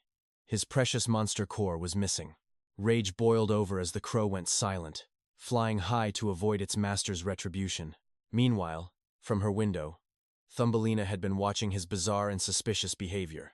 In the following days, 𝒂𝒏𝒌 and his crow became a viral sensation, live-streaming their hunts. The Monster Bureau was displeased. They viewed the main character as an arrogant, uncontrollable threat. Since he was outside their jurisdiction, they hatched a scheme to seize his legendary shovel. They planned to reward him with a gift that would lead to his inevitable downfall. Villa 44. A cursed place where no human belongs, a gift wrapped in certain death. The next day, 𝒂𝒏𝒌 arrived at the Gangnam defense line. It looked exactly like before. The Bureau offered him a luxury home in Gangnam, the ultimate dream for every professional hunter. Gangnam New Town was the perfect goldmine for A-rank items and rare monster components. Before becoming a wealthy district, it was a lawless land overrun by the most savage beasts. Monsters still gathered there for defense. 𝒂𝒏𝒌 knew this reward was definitely a trap. While he asked the gods for housewarming gifts, a familiar, annoying voice called his name. Han 𝑭𝒂𝒎𝒊𝒍𝒚 approached with a fake smile, followed by a mysterious woman holding a camera. 𝒂𝒏𝒌 wanted to crush his smug face but forced himself to stay calm and professional. 𝑭𝒂𝒎𝒊𝒍𝒚 mentioned the new house, shocking him. How did this snake know his private business? He introduced the camera woman, claiming she was a legendary informant who knew every dark secret. The woman shyly covered the lens, making 𝒭𝒂𝒎𝒊𝒍𝒚 explode with irritation during the live stream. After a tense greeting, 𝒭𝒂𝒎𝒊𝒍𝒚 snatched the address paper right out of 𝒂𝒏𝒌's hand. He insisted on leading the way, but the main character noticed the streets were suspiciously empty. As the rank S threat loomed, the crowd scattered. Suddenly, a sharp shout shattered the silence. A familiar voice made him flinch. He signaled the crew to kill the cameras immediately. "Stop this circus," the man barked, dragging 𝒭𝒂𝒎𝒊𝒍𝒚 into the fray. The lackey looked pathetic. He stammered excuses about his deal with 𝒂𝒏𝒌. The elite hunter just glared with pure venom. He called our hero a clown, demanding his license. But 𝒂𝒏𝒌 was not about to bow down. Even with death at his throat, he stayed icy. He wanted a duel, until security arrived. These were the Hanzo brothers' arrogant elites. They were not hunters. They were monsters in human skin. They barked about justice, but acted like trash. 𝒂𝒏𝒌 knew they were just low-level noise. Finally, at his new home, 𝒂𝒏𝒌 dismissed his guide. But the leech begged for tea. "I do not serve tea," 𝒂𝒏𝒌 growled, "only cold-blooded kicks to the face. Want a taste?" Terrified by that demonic smile, the man fled. Finally alone, 𝒂𝒏𝒌 turned to his familiar. "How is the new lair, Crow?" The bird shrieked. This place was stained with a dark omen. He scoured every corner but found nothing suspicious. Exhaustion hit him like a freight train. He collapsed onto the bed, but the bird's warnings grew louder. Something was lurking nearby. He bolted up, scanning the shadows with narrow eyes. The room was empty, yet dread lingered. Suddenly, sirens wailed across Gangnam. The perimeter was breached. The invasion had finally begun. Every hunter grabbed their gear. Gangsich focused, needing to identify the beast before moving out. He sprinted for the exit, but he was too late. A massive shockwave pulverized his walls. Rescuers eventually pulled him from the wreckage. Miraculously, our hero had cheated death once again. "Evacuate!" they screamed. The storm bulls were coming, the same beasts that caused the chaos. That was not wind, it was a deadly innate skill. 𝒂𝒏𝒌 stared at his ruined dream home. It had not even been 24 hours. Not even reinforced concrete could withstand that raw power. The crow shrieked again, pulling a bitter laugh from his throat. More bad news already? Good grief, that ox is a titan. The monster locked onto him, ready to kill. It inhaled, gathering a sphere of hellfire in its maw. A lethal shot aimed at Gangsich. Razor-sharp winds tore the air. Gangsich slammed his shovel down, anchoring himself against the gale. "Not today," he hissed. The crow dove in, its mystic aura neutralizing the beast's storm. "Go, crow." With the opening secured, Gangsich lunged. His shovel hummed with hidden, divine power. He severed its massive arm in one clean strike. Then, he drove his blade home. He roared in frustration. Another home lost to these pests. He retrieved the glowing essence core. He offered the core to his bird. The system revealed these beasts were high-ranking terrors. One breath could level a city block. They were biological weapons, but also prime protein. They breed like a plague, fueled by carbon. Their massive forearms were built for absolute carnage. They usually hunt in massive herds. And would you know it? One was just the start. 3 more hulking monsters emerged from the dust. 1 versus 3? This was a nightmare. 2 cowardly hunters watched from the shadows. One smirked, betting on Gangsich's bloody demise. The cameraman wanted to help, but his partner held him back with a cold glare. "Those are rank 2 beasts. You will be dead in seconds." He had zero intention of helping. He snatched the camera, eager for a viral tragedy. Kill stealing is wrong. He lied effortlessly. He wanted the world to see the hero fail. He wanted to film Gangsich's final breath. The watching constellations were cold as ice. Gangsich sighed at their lack of divine mercy. "So much for being gods," he muttered. He braced himself to take them down alone. But then, a hidden entity reached out. A message appeared. "Slay them all for a reward." His sponsored shovel vibrated with hidden energy. This was the chance he had been waiting for. Fine then. Let us see who ends up buried first. The god-tier hidden mechanics were awakening. Gangsich's heart raced as the view count climbed, boosting his survival chances instantly. Beasts roared in desperation, but 16 viewers were now witnessing this legendary awakening. The system initiated the performance rewards, sending a gale force wind across the battlefield. Monsters were frozen in time as 2 glowing dice descended from the obsidian sky. The dice circled Gangsich's head, and the gods demanded he choose a destiny. After a tense pause, he picked 8, and the dice began their fateful spin. One landed on 1, the other on 7, a perfect 8, triggering a divine light. His muscles tore and rebuilt with explosive power. The pain was merely a catalyst. Borrowed godhood flowed through him, forcefully unlocking his hidden chakra points for battle. Feeling invincible, he charged, seeing every monster's movement in slow motion. It was a slaughter. The last beast's struggle was pathetic before it joined its kin. The world was stunned. A rank F had just dominated a 3-on-1 massacre. Pro hunters always played it safe from afar, fearing the lethal melee of monsters. Yet Gangsich had engaged the bull in close combat, a feat of pure madness. Soloing a 2-star monster proved his skills were far beyond any common tier. As the raven devoured the core, Gangsich felt the earth begin to tremble violently. It wasn't just fatigue. A massive structure was erupting from beneath his very home. A colossal fortress rose, its scale defying the laws of any known dungeon. While the raven wailed, opportunistic hunters arrived, greedily setting up a defense perimeter. They chose profit over safety, completely ignoring the sheer scale of the looming threat. Gangsich realized this wasn't a standard 2-star fort and screamed for everyone to flee. It was too late. The fortress opened fire, yet the shells mysteriously avoided Gangsich. Telekinetic goddess Kim Suan arrived just in time to intercept the devastating artillery fire. She couldn't hold the line forever, urging the panicked crowd to retreat immediately. Suan redirected the missiles back, but the fortress remained unscathed by its own power. Seeing Gangsik still standing, she yelled for him to run, unaware he was safe. Thinking the fort was out of ammo, greedy hunters prepared for a reckless counterattack. They were wrong. As the cannons realigned, the hunters scattered in absolute terror. It was clear. The fortress didn't view Gangsik as an enemy, but an ally. With the Raven's signal, he approached the metal titan, testing his strange connection. No traps, no fire. At the base, a massive hatch hissed open like an invitation. This entity was a parasitic fortress, capable of converting any structure into a weapon. It possessed infinite, self-made ammo, fueled by the very ground it sat upon. Usually, it slowly drained the life of residents, but Gangsik felt a different pull. Waving to his viewers, he prepared to reveal the secrets hidden within the iron walls. Inside was a pitch-black labyrinth until his flashlight revealed a complex, mechanical heart. Lost for words, he couldn't explain the advanced technology to his stunned audience. Thinking fast, he jokingly declared this massive war machine as his brand new home. Strange blue orbs hovered nearby, but they showed no hostility toward their new guest. Exploring further, he found a room perfectly replicating his government-issued apartment. Was the fortress welcoming him? His palms glowed with an eerie, surging energy. The fortress fed on human energy, reacting specifically to his newly awakened chakra. Exhausted, he signed off his stream, collapsing into a deep, heavy slumber. In his dreams, his chakra began to circulate, refining his body into a weapon. Protected by his new iron sanctuary, Gangsik's legendary evolution had finally begun. The gods view this as a game.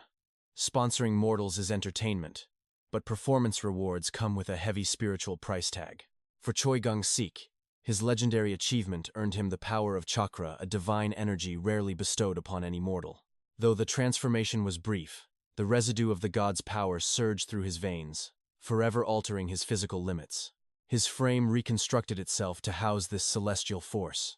Gangsik believed the blessings ended there, but he was dead wrong.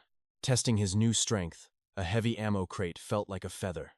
His biology had transcended the constraints of humanity. After recovering, he ventured outside, leaving his green subordinates behind. But the moment he stepped out, a media circus awaited him. Cameras flashed as high-ranking hunters closed in. Being a true loner, Gangsik had zero interest in fame or small talk. He needed an exit. While he couldn't fully trigger chakra at will yet, his body remembered the flow of battle. Tapping into his muscle memory, he vanished. A high-speed flicker left the crowd staring at nothing but empty air. Distracted by his own god-tier speed, he didn't see the obstacle ahead.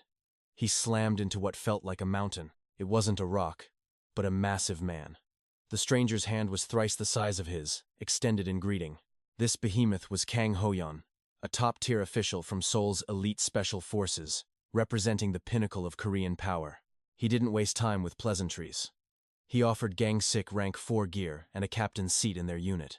The invitation was a golden ticket. Surrounding hunters watched with envy, urging him to take the deal of a lifetime. But 4-star items can't be sold for cash, and they sure as hell couldn't compare to his trusty shovel. Born to walk a solitary path and destined to slay the Void Sword, he gave a cold, flat refusal. Hoyeon wasn't offended.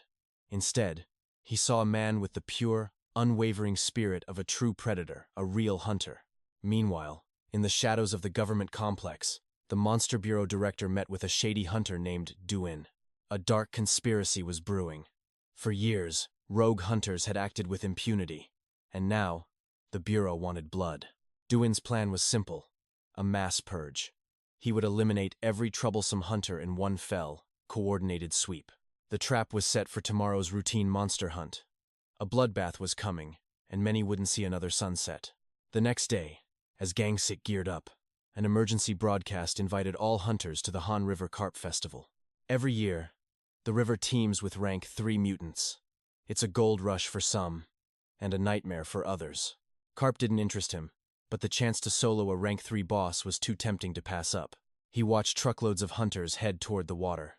Suddenly, a deafening explosion ripped through the air downstream. The trucks were fleeing in terror. Behind them, a swarm of monstrous fish surged from the depths, hungry for flesh. Spells lit up the sky, but the tide of monsters was unstoppable. It was time for Gangsik to intervene. He slammed his shovel into the earth. An explosive shockwave erupted, obliterating the front line of the aquatic horde. But the nightmare was just beginning. Thousands more were coming. Then, a notification blinked. The gods were sending advice. "Check your phone?" He scoffed. Were these celestial beings really trying to text him in the middle of a war zone? That's when he noticed the shovel's handle. It wasn't just wood, it was a high-tech interface linked to his fortress. A communication device embedded in a shovel handle? This world was getting crazier by the second. He signaled the base. At the fortress, the green monsters hit the panic button. A barrage of missiles and laser fire rained from the sky. In seconds, the fish were fried. 𝒂𝒏𝒌 grinned at his upgrade, but he knew the city center was just the start. If it's this bad here, the upstream source must be hell on earth. He moved to save the remaining hunters. He left like a savior, unaware that one monster survived. The hunters nearby fled, ignoring the twitching carcass behind them. That lone survivor began to swell. Horns erupted from its skull and thick armor plated its growing, grotesque body. Its eyes flared with a predatory light. Below the surface, the entire school began to undergo a forced evolution. 𝒂𝒏𝒌 reached the upstream district only to find Kim Soo-yoon and Ho-yoon already locked in a desperate struggle. Ho-yoon stood like an iron wall behind his massive shield, while Soo-yoon unleashed her powers to repel the swarm. But these weren't normal monsters. They were evolving mid-battle, growing stronger and faster with every passing second of the carnage. They even began cannibalizing their own dead to fuel their mutation. Their speed and defense were reaching terrifying new levels. Then, a specific group emerged, with organic antennas, pulsing like beacons to summon even deadlier predators from the abyss. Hunters were falling like flies. Soo-yoon fought desperately to save who she could, pulling one man from a monster's maw. With a final burst of strength, she gathered the monsters into a single point, preparing for one last stand. He crushed the monsters into gore with his bare hands, yet the tide of battle turned grim. Hope faded as they reached their limit until Ju-in arrived with his elite Stormstrike team. Mocking Kim Soo-yoon as a pathetic hunter, he stepped in to save the day with a sneer. Armed with high-tech gloves and specialized armor, his squad prepared to clear the aquatic pests. Electric missiles launched from armored vehicles as Ju-in commanded a relentless lightning barrage. The monsters fell instantly to the chain lightning, but Ju-in's true greed was about to show. He brazenly claimed 80% of the loot, declaring the storm team now controlled this battlefield. Fury erupted among the exhausted hunters who had already sacrificed so much for this victory. Kang Ho-young saw through the scheme, confronting Ju-in for orchestrating this entire chaotic setup. Specialized lightning weapons do not just appear, this was a pre-planned trap while others suffered. Ju-in played the innocent, mocking Ho-young as a weak coward until Soo-yoon intervened. The bickering ceased as Ju-in deployed his troops into the depths for the next phase. Electricity surged through the boiling water just as the true nightmare finally emerged from below. The alpha fish rose, the monstrous commander of the horde, and Ju-in ordered fire. Harpoons locked onto the Titan, delivering massive jolts before Ju-in unleashed his secret weapon. With an upgraded blast, he vaporized the alpha in seconds, leaving Soo-yoon deeply suspicious. That ring on his finger was no ordinary jewelry. It was a power-boosting device fueled by arrogance. Believing the threat gone, he ordered the core's extraction, ignoring Ho-young's grim warnings. "Let them come," Ju-in sneered, preparing his team for whatever else dared to surface. A second alpha appeared only to be slaughtered, instantly fueling Ju-in's delusions of grandeur. He dreamed of his father's approval, proving he was a leader capable of slaying gods. Bored with the easy hunt, he abandoned the front line to report his fake success. He left the remaining battle to his deputy, driving away while Ho-young watched in disbelief. To desert your men during a war, it was a cowardice, Ho-young could not comprehend. The soldiers managed to fell another Titan, making the victory seem surprisingly simple and clean. They harvested the first massive core, then discovered a second, smaller one inside the beast. 2 cores acquired, but their celebration was cut short by a shadow looming from the abyss. A soldier was swallowed whole as a new horror emerged, far deadlier than any alpha. An evolved predator with dual cores, it possessed power that defied all common logic. The storm team tried their usual tactics, but their weapons barely scratched its obsidian hide. Lightning strikes proved useless, and the beast retaliated with a force that shattered bone. Heads rolled in a single swipe, leaving the deputy captain paralyzed by sheer, unadulterated terror. Death was certain until Ho-young threw himself into the line of fire to protect him. "Regroup and fight!" Ho-young roared, but the deputy could only crawl away in fear. Ho Young's shield shattered under the pressure, leaving him broken and bleeding on the ground. Kim Soo-yoon unleashed her full power, yet the monster stood unmoved by her desperate assault. As the beast turned its murderous gaze toward her, she realized this was the end. A flash of silver cut through the air and the beast's arm fell to the sand. It was the cameraman Choi Gang-sik, standing tall with nothing but a rusty shovel. With a wild grin, the nobody prepared to bury this monster where it stood. Ho Young awoke 5 minutes later, shocked to find he was still breathing in this hell. Gang-sik is fighting it, Soo-yoon whispered while the crow recorded every legendary moment. A live broadcast for the world to see as the cameraman danced with death itself.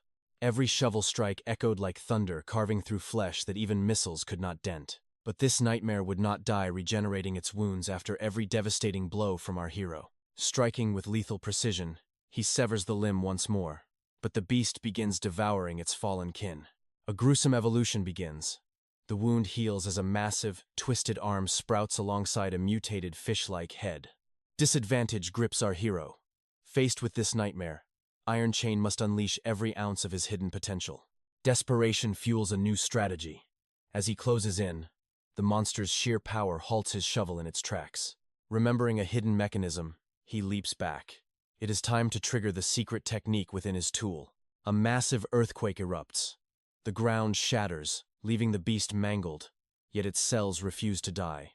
Distance is no obstacle. From his remote fortress, Iron Chain summons a devastating long-range orbital strike. Impact! A colossal explosion engulfs the battlefield, finally shredding the monster's reinforced hide with high-tech fire. Victory is in sight. Exploiting the beast's primitive instincts, our hero prepares for the ultimate finishing blow. Channeling divine chakra bestowed by the gods, his aura flares with a blinding, celestial intensity. With the gods watching the stream, he vanishes. In a flash of light-speed movement, he strikes deep. A massive hole pierces the Titan. Its core is blasted clear, leaving the stunned viewers in absolute awe. At the Storm Raid headquarters, Du-in faces the music. He enters the office of the legendary chairman Yu Wang. Fury radiates from the chairman. Shamed by his son's failure, the air turns heavy with his crushing disappointment. Explanations fall on deaf ears. Behind the chairman looms Kang Mi-yeon, the icy leader of the elite squad. The mockery begins. Showing Gang-sik's footage, the chairman threatens to replace his son with the rising star. Desperately trying to save face, Du-in's excuses only fuel the fire. He is becoming a disgrace to the name. One roar of authority sends Du-in stumbling. The chairman sees right through his son's pathetic, failed schemes. Mi-yeon whispers poison into the old man's ear, expertly fanning the flames of his burning rage. She questions Du-in's competence, suggesting he is only good at hiding his own messes while things fall apart. Swallowing his pride, Du-in vows to clean up this disaster, his eyes burning with a dark, vengeful resolve. An investigation is launched. The chairman wants Gang-sik scouted. It is better to recruit such power than fight it. Mi-yeon is intrigued. The chairman admits this mysterious player reminds him of a legendary former comrade. Memories of Kim Moo-sin surface, a man who conquered 2-star horrors with pure, unadulterated skill alone. Raw power versus absolute technique. Meanwhile, the screen shifts to Yu-in-am, the next piece of the puzzle. The plan evolves: slowly integrate the youngest son. Mi-yeon accepts the mission with cold, professional efficiency. At the Monster Association, the director is drowning in a media nightmare as the press demands answers. Questions explode. Reporters grill him about the mutation, the Han River blast, and the rogue fortress's arrival. "Sir, we cannot reach him." The fortress acts as a total blackout zone, keeping the hero out of reach. While the city panics, Iron Chain is celebrating. Victory tastes sweet after such a high-stakes, brutal encounter. Time for a house tour. He returns to the fortress to show his millions of fans his legendary base. Managed by adorable, slime-like spirits, the fortress is a marvel of ancient technology and cute aesthetics. The gods find it trivial, but the fans go wild. Suddenly, a notification pings fate has finally called. The target is found. His sworn enemy has surfaced in China. But international travel is now a forbidden luxury. Aircraft have become rare, high-tier treasures. Reaching his prey will require more than just raw strength. He makes an offer to his viewers. "Help me reach China, and I will invite you to my fortress." Belina chimes in with a lead. The government is desperate to talk, and they have the transport he needs. He has been dodging their calls, but Belina knows too much. Just who or what is she really? No more games. He demands a direct line to the top, ready to strike a deal with the authorities. The director is fuming at the screen. He orders Du-in to take charge of this impossible, escalating situation. Accepting responsibility, Du-in finally bridges the gap. The connection is made, negotiations with the legend begin. The price is set, one high-grade aircraft. The director hesitates, but the stakes are far too high. Du-in settles a debt by granting the request. It is a calculated move to keep the hero close. A new chapter unfolds.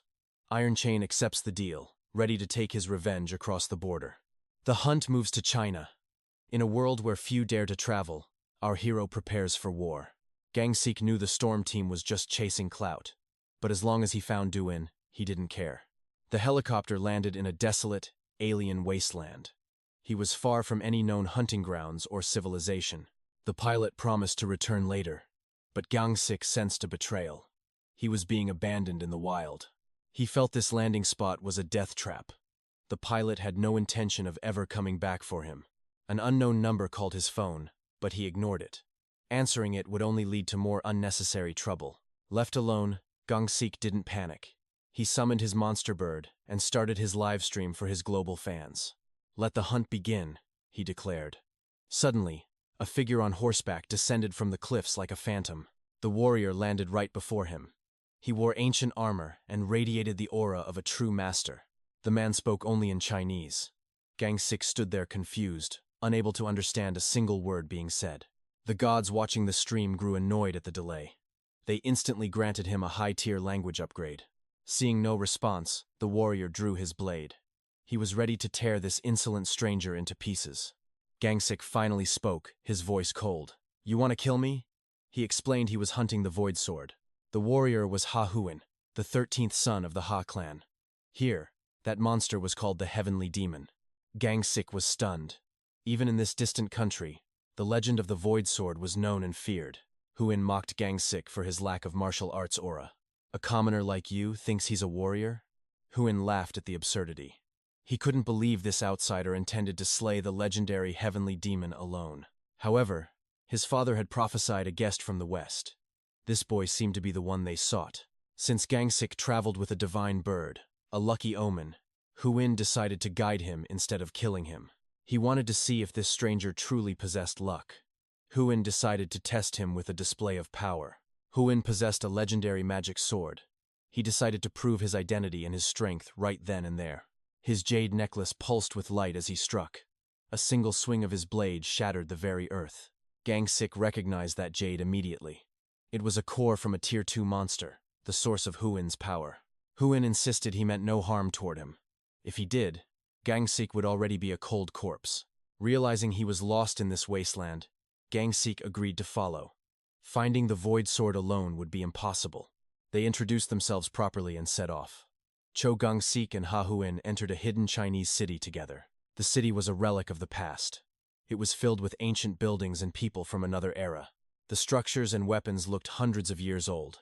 Nothing here matched the technology of the modern world. The citizens watched them with eyes full of terror. The stream viewers couldn't believe this place actually existed. Huin led him to the Fire King Pavilion. It was the pride of the Ha clan, standing for 5 centuries.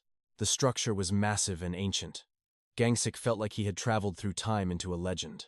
He was completely baffled by this shift in reality. He had left the modern world for an ancient dynasty. Huin was clearly a man of high status. He was a young master of a powerful, ancient clan. The guards bowed in respect but hesitated at Gangsik.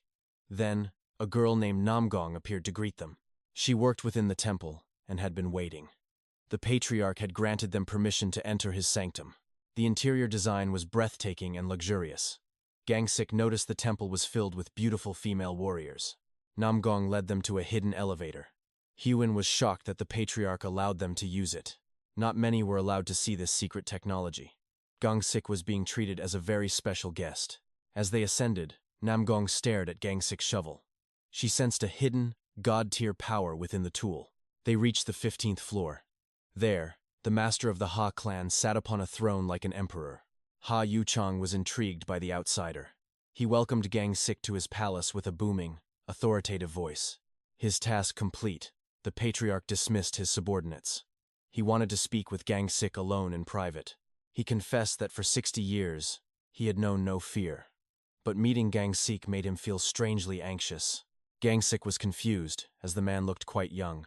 He couldn't believe he had ruled for 60 years. The patriarch explained that monster cores were the key. They could grant eternal youth and absolute physical power. He mentioned a master from �𝒏𝒌's country who achieved this. Now, he saw that same potential in him. Manipulation was his game, and this village was his board.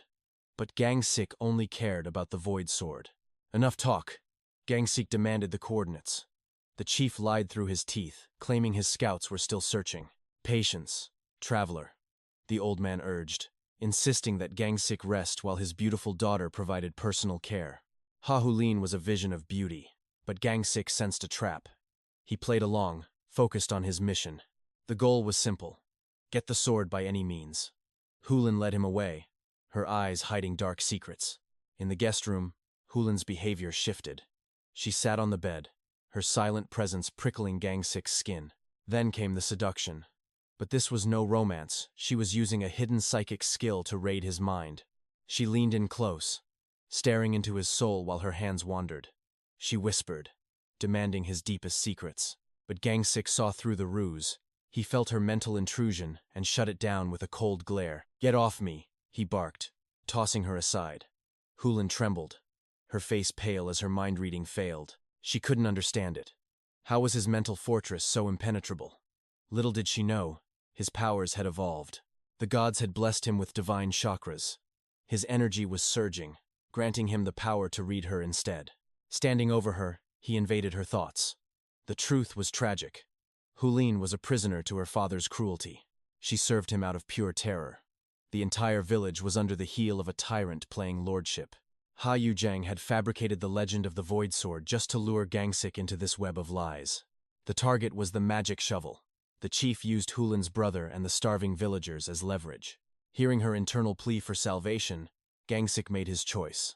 He would tear this fake kingdom down. When confronted, the Lord saw his daughter had failed. Without a word, he drew a gun and fired. The lead grazed his temple, but �𝒏𝒌 didn't flinch. He drew his shovel as the old man demanded the artifact. "You're just a man," the Lord sneered. "Bullets don't care about your stats. You die like anyone else." �𝒏𝒌's rage erupted. Did this fool truly think a magic tool could fix a lifetime of failed leadership? The Lord's obsession was clear.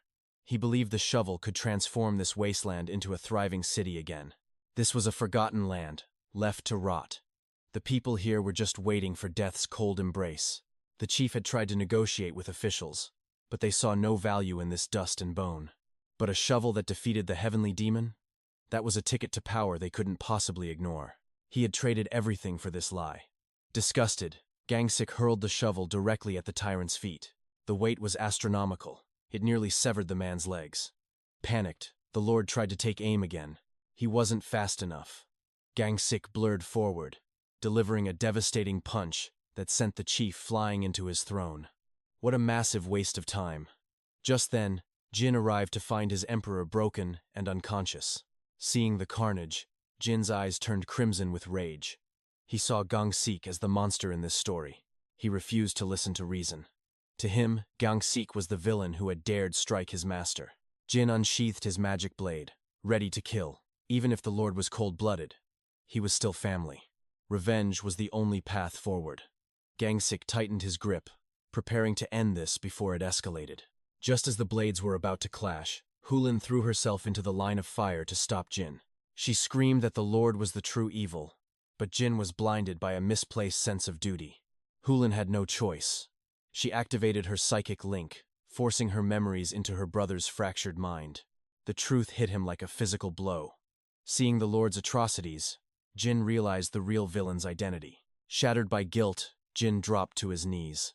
He bowed his head, begging �𝒏𝒌 for forgiveness for his arrogance. He swore to repay this debt. But �𝒏𝒌 was focused on liberating these people from their misery. But the chaos had just begun. A rebellion broke out as Namgong and her Black Wolf squad arrived. The stepmother and her elite guards were sweeping through the village, painting the streets red with blood. They were all after the same thing: the legendary shovel. It was time for a final, desperate stand. �𝒏𝒌 told Jin to stay back and protect his sister. He would handle these elite warriors alone. He summoned his inner aura, launching the shovel into the enemy ranks with the force of a comet. Jin stood frozen, witnessing the terrifying scale of Gang 6's power. The real domination had finally begun. He knew what followed. He lunged forward, unleashing god-tier speed and soul-crushing power. The warriors watched in shock as he pulverized the enemy. They once thought he was just a nobody. After witnessing this carnage, he seemed less like a man and more like a descending god of war. Was his victory against the Void Sword a fluke? Perhaps. But Jin and Lin faced new troubles. 𝒂𝒐's monster core ring began to glow with a cursed light. A parasitic spider burst from him. The beast had drained 𝒂𝒐's life force completely. Now, it was ready to feast on everyone present. Though a newborn and not yet rank 3, its aura was lethal. Jin shielded Lin from the blow. Blown back but unyielding, Jin drew his blade. Blue flames erupted, burning hotter than a dying star. His synchronization with the core peaked. This was the true, legendary power hidden within the monster's heart. With one azure strike, Jin cleaved the giant spider. Wounded and cunning, the beast sought a new host. It targeted the warring gangs below the pavilion. The predator lunged into the chaos to find strength. The monster began its slaughter, terrifying the gang members. They couldn't believe such horror existed in this place. The spider set its sights on Namgong, binding her in silk. Her team fought desperately to protect her. Their efforts were futile against the beast. It snatched their leader and vanished into the dark shadows. The Black Wolf squad gave chase, blinded by greed. They hoped to slay the wounded rank 3 monster. Gang 6 knew they were walking into a trap. Without a plan, they were merely offering themselves as food. The squad tracked the beast to a hidden lair. Little did they know, the web was already spun. 2 soldiers were snagged instantly. One vibration of the thread, and the trap closed around them like a cage. They finally found Lady Namgong, but she had changed. The spider had merged with her very soul. Now a grotesque hybrid, she began her massacre. She laid traps of silk, capturing the soldiers one by one. Panic rose as the soldiers tried to flee, but the hybrid was too fast, fueled by lethal toxins. The Spider-Woman slaughtered every soul attempting to escape. Only one managed to crawl toward the light outside. In the final moment, Gang 6 arrived. He severed the silk and began his hunt for the Spider Queen. The viewers watched in awe. Gang 6 realized the monster had successfully fused with Namgong's elite powers. As he prepared to strike, his phone rang. Government helicopters from China had finally breached the local airspace. They demanded he stop his stream immediately. They looked down on him as a streamer from a weak nation. "You are not welcome here," they shouted. But Gang 6 ignored their arrogance and cut the line completely. He focused solely on the beast. His crow of calamity signaled an omen even darker than before. The spider had wiped out the rebels for him. Now, he wouldn't have to fight on 2 fronts anymore. High above, he recognized the insignia. It was the Red Dragon Force, the 4th strongest army in the world. They didn't care about Gang 6. They wanted him buried. They believed the rank 3 beast was mere prey. Using high-tech power gauntlets, they unleashed a barrage. They aimed to pulverize the spider from the air. But the monster surged with power, firing a beam toward the sky. A massive shockwave tore through the clouds.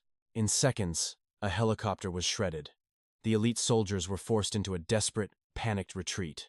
The spider was relentless, hunting them down. It used massive webs to snatch the remaining choppers from flight. Pilots fell from the sky, caught in the silk. The monster had decimated an entire elite squad with ease. The survivors couldn't fathom such power. How could a single monster execute such a perfect, lethal ambush? Gang 6 Fortune Crow suddenly signaled a change. He realized why this creature was truly a nightmare. It had absorbed Namgong's infinite ox strength. She wasn't a normal soldier. She was an elite warrior. Now, the spider was hyper-intelligent and martially gifted. It could use its monstrous power in terrifying ways. Gang 6 hesitated, considering a tactical retreat. He didn't want to face this evolving, god-tier nightmare yet. But the gods, his viewers, had a very different plan in mind. They hungered for a battle of legendary proportions. They loathed the idea of him running. They wanted blood, glory, and the absolute destruction of the beast. A massive donation alert suddenly flashed on his screen. The viewers were offering a fortune to see him fight. Gang 6 looked at the astronomical amount. Finally, The main character decided to give the gods what they wanted. He chose to stand and fight. If the gods offered a god-tier upgrade, he was game. The Korean monster streamer's campaign begins. Meanwhile, the Red Dragon captain crawls from the smoking ruins. He looks up in despair. His entire aerial fleet is trapped in massive, suffocating spider webs. They had the power, but Namgong's memories and combat experience proved to be their downfall. Her knowledge of modern warfare turned the elite Red Dragon Brigade into nothing more than a memory. The Star Spider begins its feast. 𝒂𝒏𝒌 strikes back, aiming his shovel at the monster's core. The beast recoils in terror. It senses the shovel's divine power and desperately tries to retreat. To evolve, it needs more prey. It remembers the Lin sisters, the ones who dared wound it. It retreats toward the temple, hungry for revenge. It plans to devour Lin and Jin next. If it succeeds, its power will become absolute. Suddenly, 𝒂𝒏𝒌's shovel jams, becoming impossibly heavy. It elongates unexpectedly. 𝒂𝒏𝒌 struggles to manifest enough power to swing his massive, unwieldy weapon. "Return to normal," he commands. The shovel reacts, shrinking and shifting into a brand new form. A hidden donate reward. The shovel can now manipulate its own size at the user's will. 𝒂𝒏𝒌 masters this new mechanic instantly. He'll reach that spider before it can take another step. Inside the temple, Jin and Lin are cornered. The super spider smashes through, ready to kill. Just in time, 𝒂𝒏𝒌 descends like a god, delivering a devastating, earth-shattering blow to the beast. The monster is stunned. How did he get here? 𝒂𝒏𝒌 used his shovel like a legendary staff. The final clash. 𝒂𝒏𝒌 channels every ounce of his strength into one last, soul-crushing strike. The shovel pierces the core, obliterating half the monster's body instantly. The nightmare is finally over. Another victory claimed. Jin and Lin look on in awe, praising the man who saved them.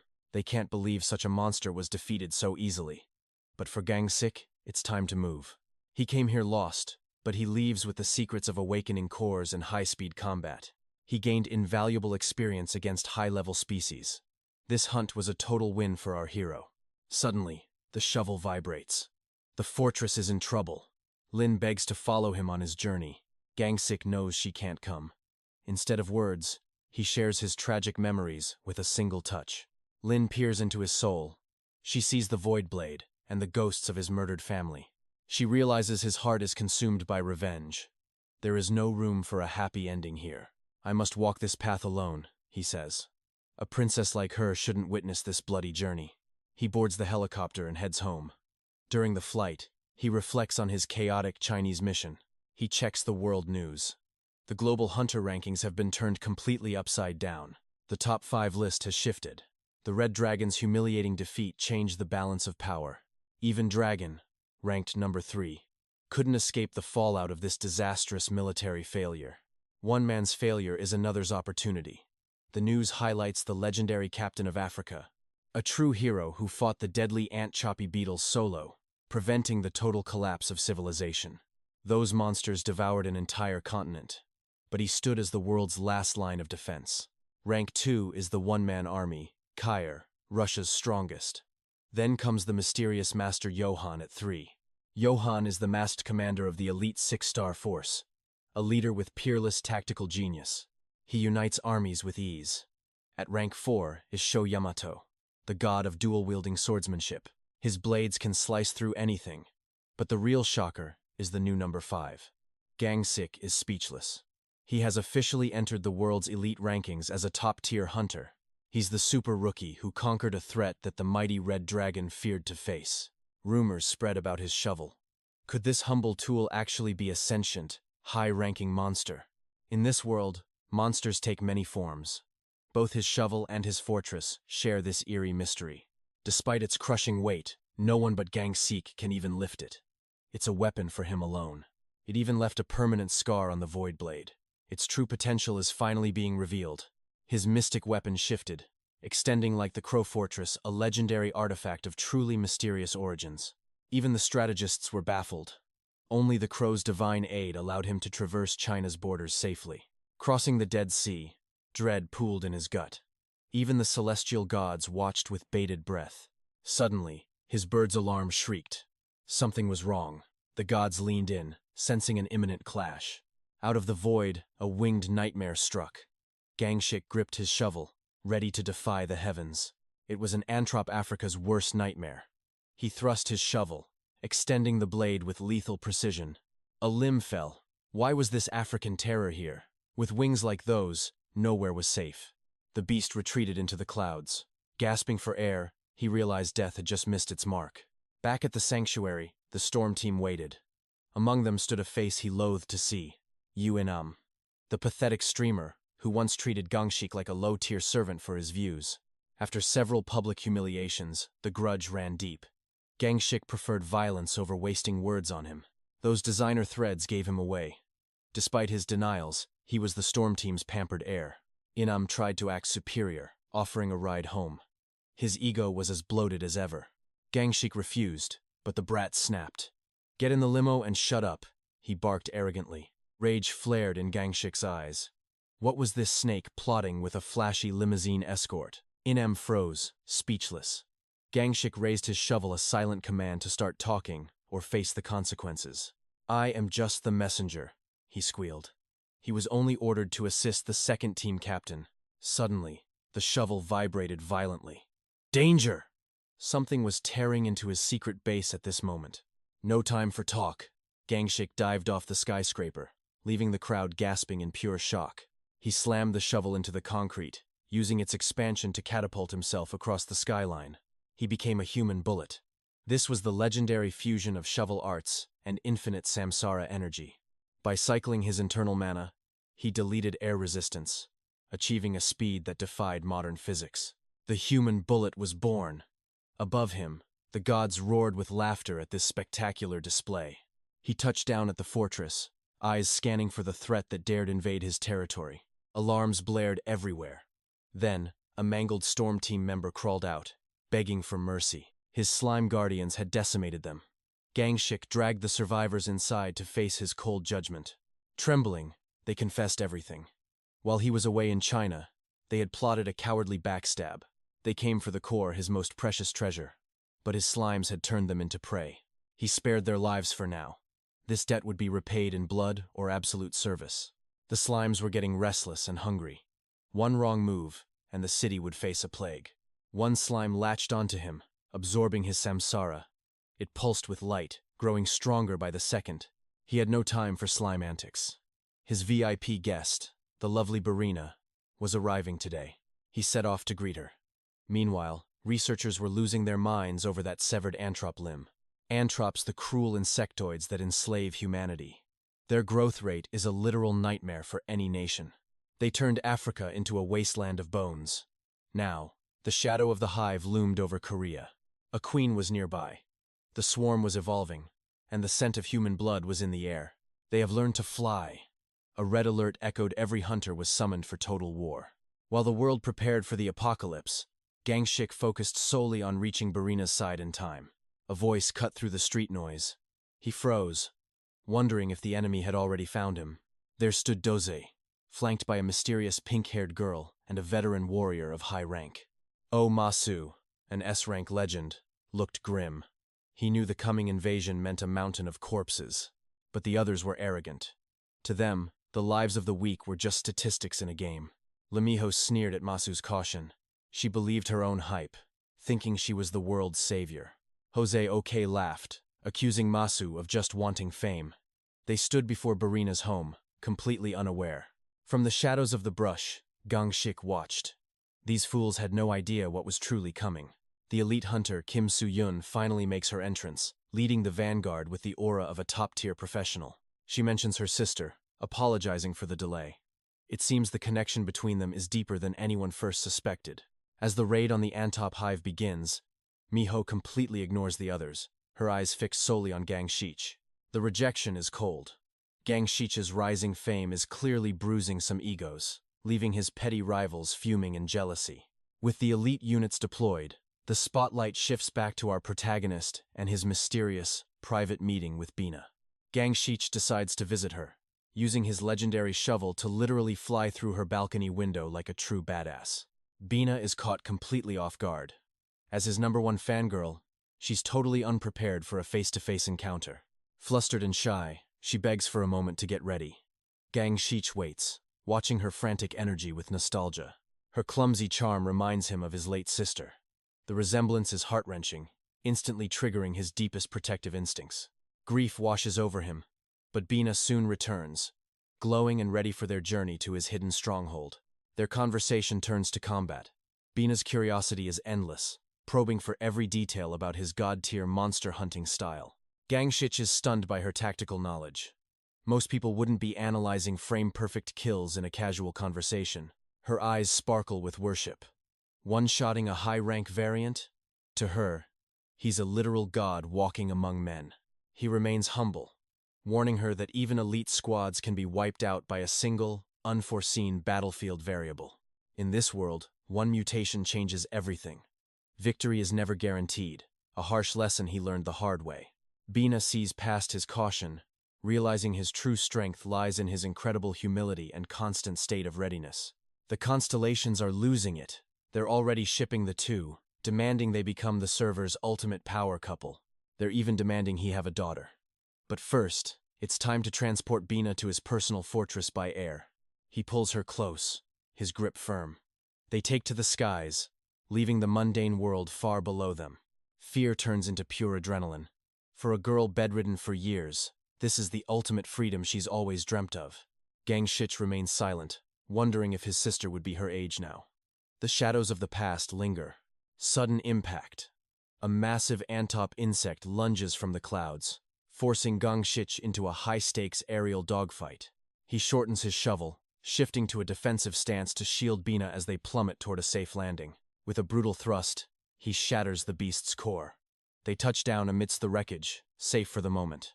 Bina is breathless, her eyes welled with tears of awe. But the system's radar is already screaming another warning. 5 more high-level insects are closing in fast. It's time for another round of absolute carnage. They're surrounded. As the swarm descends, 𝒂𝒏𝒌 realizes that Bina has somehow become their primary target. He orders her to take cover, stepping forward to face the entire horde alone with his legendary tool. The shovel glows with lethal intent. He swings, the blade expanding and contracting with terrifying, godlike precision. He carves through the swarm like a hot knife through butter. No monster can withstand his raw, overwhelming power. 4 bugs fall in seconds. He dances through their lethal strikes, but his eyes narrow as he spots a survivor. The last insect faints and dives straight for Bina. 𝒂𝒏𝒌's heart stops. He's just a millisecond too far away. He lunges with everything he has, but the distance is too great. Suddenly, a thunderous crack echoes through the air. Sniper fire from his fortress pierces the beast. 𝒂𝒏𝒌 doesn't hesitate, delivering a devastating final blow to the monster. Bina is safe, but a dark thought remains. Why are these monsters specifically hunting her? Something is very wrong. They reach the fortress. Despite the chaos, Bina is beaming, praising his insane combat skills with pure fan enthusiasm. Seeing him fight live was a dream come true. Finally, they step into the absolute sanctuary of his base. Bina explores the high-tech interior in wonder. 𝒂𝒏𝒌 reveals she's the first person he's ever invited inside. She's a total monster nerd. Within minutes, she's already befriended the fortress's slime guardians, who treat her like royalty. As she heads to the baths, the slimes form a protective wall, aggressively blocking 𝒂𝒏𝒌 from entering. The constellations are having a field day, laughing at 𝒂𝒏𝒌's awkward predicament and calling for the authorities. He's relieved she's safe, but the mystery of the targeted attacks gnaws at him. Is Bina a hidden key? Meanwhile, the lead researcher uncovers a shocking secret regarding the Void Sword. The data points to a terrifying truth. An emergency summit is called. 𝒂𝒏𝒌 is reluctant until he learns his own fate is tied to this discovery. Without delay, he heads to the lab. The doctor promises answers that will change his entire world forever. The doctor reveals the grim truth regarding the Void Blade and its rare survivors. Despite the different times and locations, the patterns in these photos tell a dark story. Their survival wasn't a miracle. The Void Blade spared them for a specific, sinister purpose. 𝒂𝒏𝒌 recoils in fury. To suggest he was allowed to live is an absolute insult.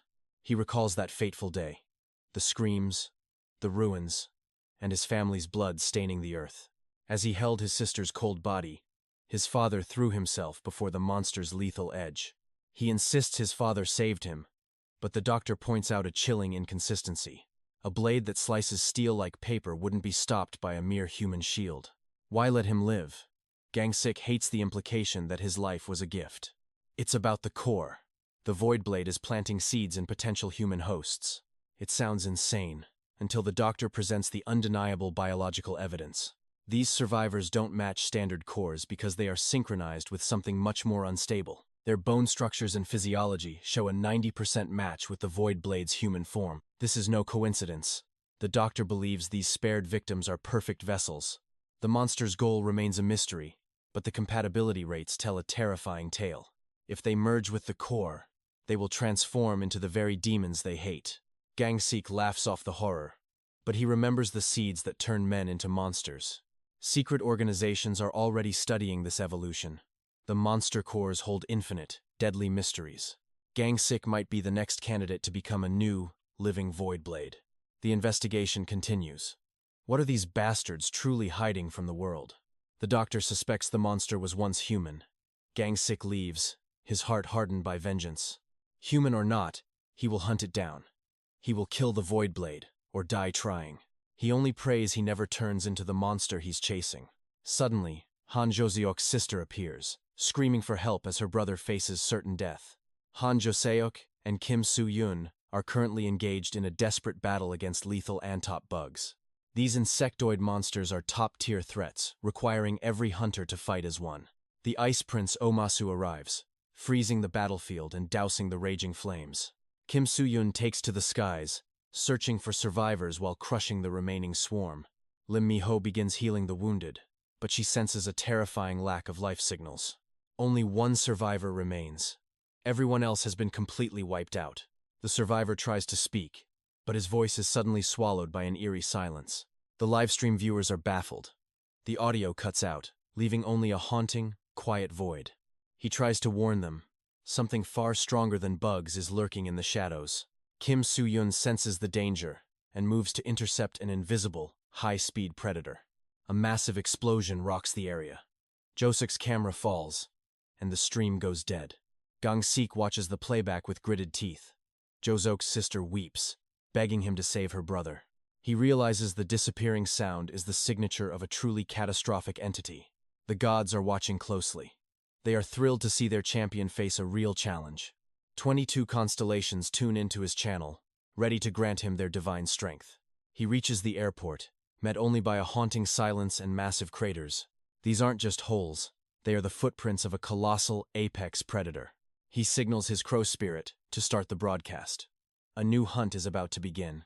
He announces his target, but before he can finish, the world goes completely silent. A titan emerges from the depths. A massive, 3-star calamity rises to meet him. The silent snake has arrived, a beast that devours sound and life itself. Total silence falls. The Void Stalker strikes. A bloody clash begins. 𝒂𝒏𝒌 slashes the beast. It heals instantly by devouring sound. It evolves. As it flees, 𝒂𝒏𝒌 finally regains his voice. It craves human screams. The missing victims might still be alive. He is their only hope. 𝒂𝒏𝒌 charges into the nest. Hunters are trapped. Their mana evaporates into a paralyzing mist. He must save them. Soo-yoon tries to ignite her aura. Lethal toxins saturate the air. The poison spells certain doom. She refuses to die. Her sister cannot be left alone. Through the haze, light appears. The healer Mi-ho stands unscathed. Soo-yoon is stunned. How is Mi-ho immune to this poison? Mi-ho reveals a monster core hidden in her necklace. It adapted to silence. Her body now resists all toxins. Immunity is her shield. But Mi-ho's face twists with malice. She attacks Soo-yoon. This was her plan all along. Fueled by jealousy, Mi-ho wants to destroy the top hunter. She loathed Soo-yoon's arrogance and being treated as a background. Mi-ho has snapped. She intends to seize Soo-yoon's rank. By killing her here, Soo-yoon can never win again. A true psychopath, Mi-ho ignores pleas and continues the torture. She crushes Soo-yoon. The saint is fading into death. Suddenly, 𝒂𝒏𝒌 erupts. His shovel creates a purifying explosion. Everyone is broken except Mi-ho. She begins a fake act. 𝒂𝒏𝒌 senses the lie. He finds Soo-yoon dying. He needs her power. He tries to bring her back. Soo-yoon can barely whisper. Gangsik commands her to fight. You aren't a loser. Miho fumes at being ignored. The beast returns. Gangsik steps up to buy time. The monster lunges for Miho. She shrieks in primal terror. Su-yun is immobile. Gangsik charges, avoiding the traitor. He defends with everything, searching for the beast's core. The tail whips out a lethal spear aimed for his heart. Su-yun awakens. Her divine blade shatters the incoming attack.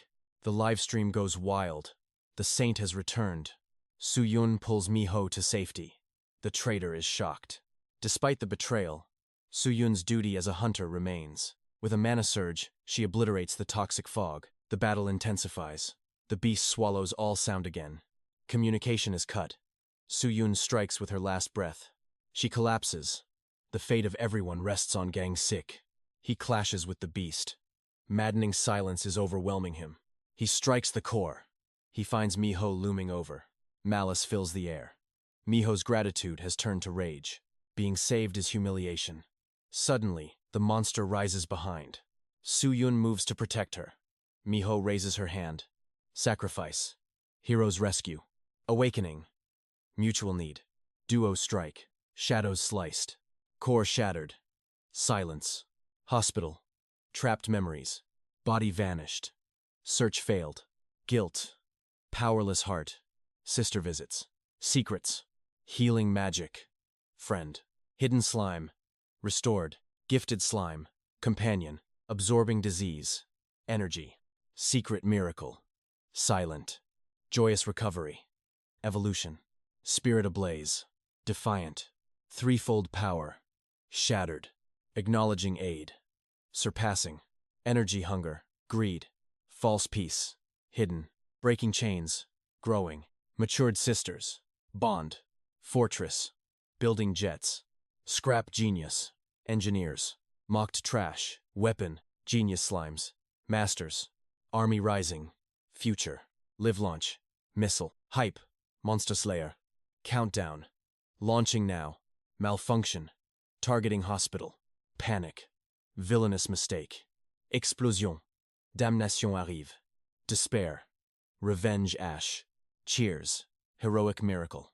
Monster dead. Win. Accidental victory. Fate. Storm elites. Trap. Scout mission. Power. Join us. Destiny. Poisoned words. Shield. Trash allies. Mockery. Manipulation fails. Spirit. Fearing him. Cowards. Elites terrified. King. Saving lives. Freedom. She couldn't fathom. Enact's true motives, but one thing was certain. Their paths would never cross. Rejecting their hollow offer, she stood her ground.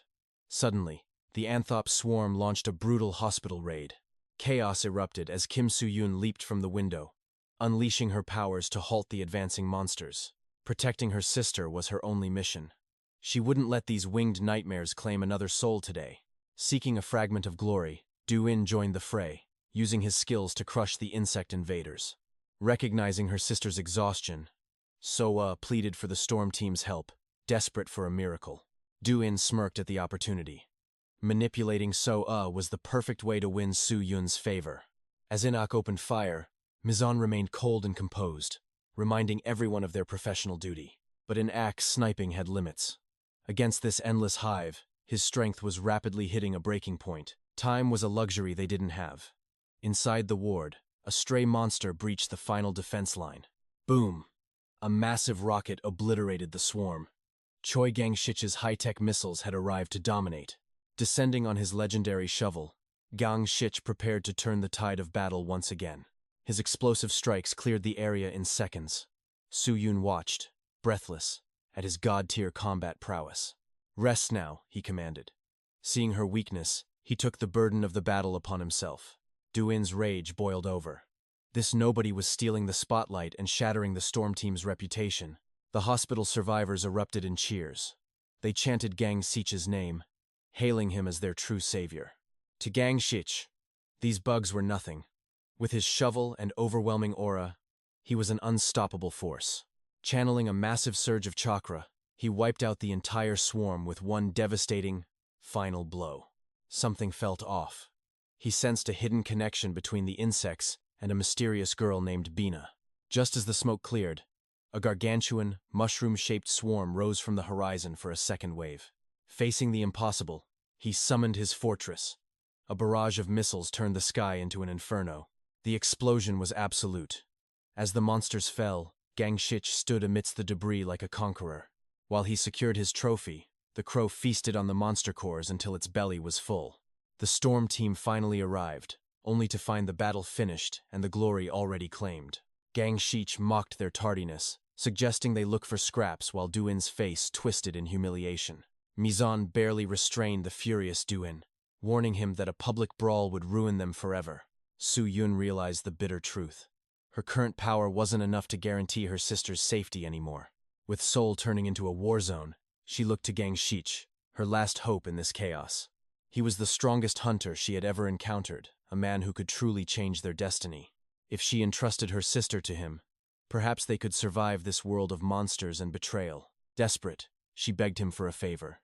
Keep my sister safe until I have recovered my strength. Though he initially refused, the sincerity in Su-yun's eyes finally forced the lone wolf to relent.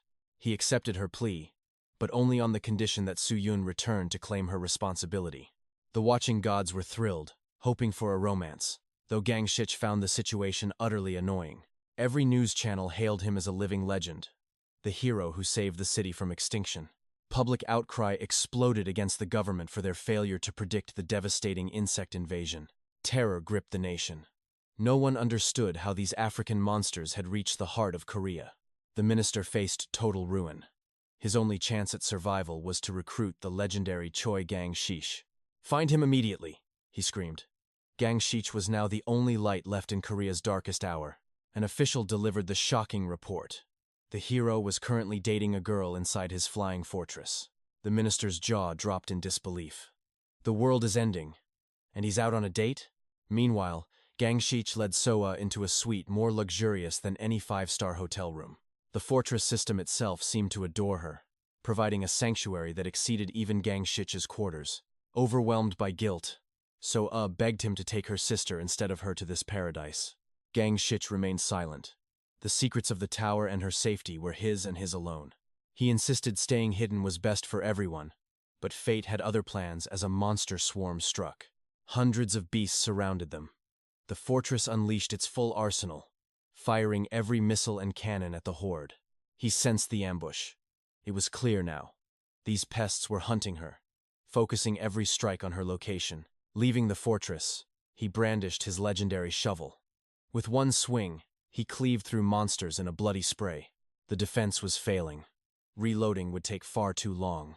He was merely buying precious seconds against the tide. A brutal war lay ahead. He had to channel every drop of divine power the gods bestowed upon him. Moving like a bolt of lightning, his shovel became a tool of mass destruction, shattering every monster in sight. The destruction was immense. So-yu realized she was the target, her guilt weighing heavier than the collapsing walls. After clearing the path, he checked on her. Trembling, she looked at him with a desperate, life-changing request. She begged him to kill her. She held the queen's power, and the swarm would never stop hunting her. He smacked her head instantly. Dying wasn't the answer. If she had the queen's aura, she could control them. He scolded her for being so short-sighted. An awakened talent like her shouldn't throw her life away so easily. Summoning was just one side of the coin. If she could call them, she could surely drive them back. Lacking a core, she felt powerless. The swarm drew closer, and despair began to swallow her whole. He pulled her close, his grip firm. He wasn't letting go. He promised they'd solve this together, no matter what. He swore to be her shield. In that moment of tension, she asked if he'd protect her forever. The air grew thick with romance. Even the gods began chanting, shipping them as the ultimate power couple. Even the slimes held banners for their wedding. He stood there, red-faced and utterly speechless at the chaos. He tried to keep it professional, but his heart was racing. Was he the only one focusing on survival? Blushing furiously, she admitted her feelings were real. Despite her lineage, she had always felt like a burden. Then came the bombshell. Her father was Kim Moo-sin. His heart skipped a beat as the truth hit home. She was the daughter of Korea's greatest legend, the man who had saved the nation countless times in history. He realized he'd just smacked the daughter of a national hero. The realization hit him harder than any monster. Suddenly, a massive swarm appeared, even larger than before. The sky turned black with the wings of death. He ordered her inside and took to the skies. He had to intercept them before they reached the ground. Aerial combat was a different beast entirely. Without solid ground, his movements were limited and mana drained fast. He could only leap and fall, struggling to stay airborne. Below, she prayed with everything for his safety. He was slaughtering them by the dozens, but the sheer numbers were overwhelming. He was starting to fall behind. A rogue group broke through, heading straight for her. He was too far away. Horror struck his heart. The gods intervened, sending a wedding gift donation. 2 magic rings appeared, pulsing with ancient, terrifying power. With the rings equipped, chakra exploded forth.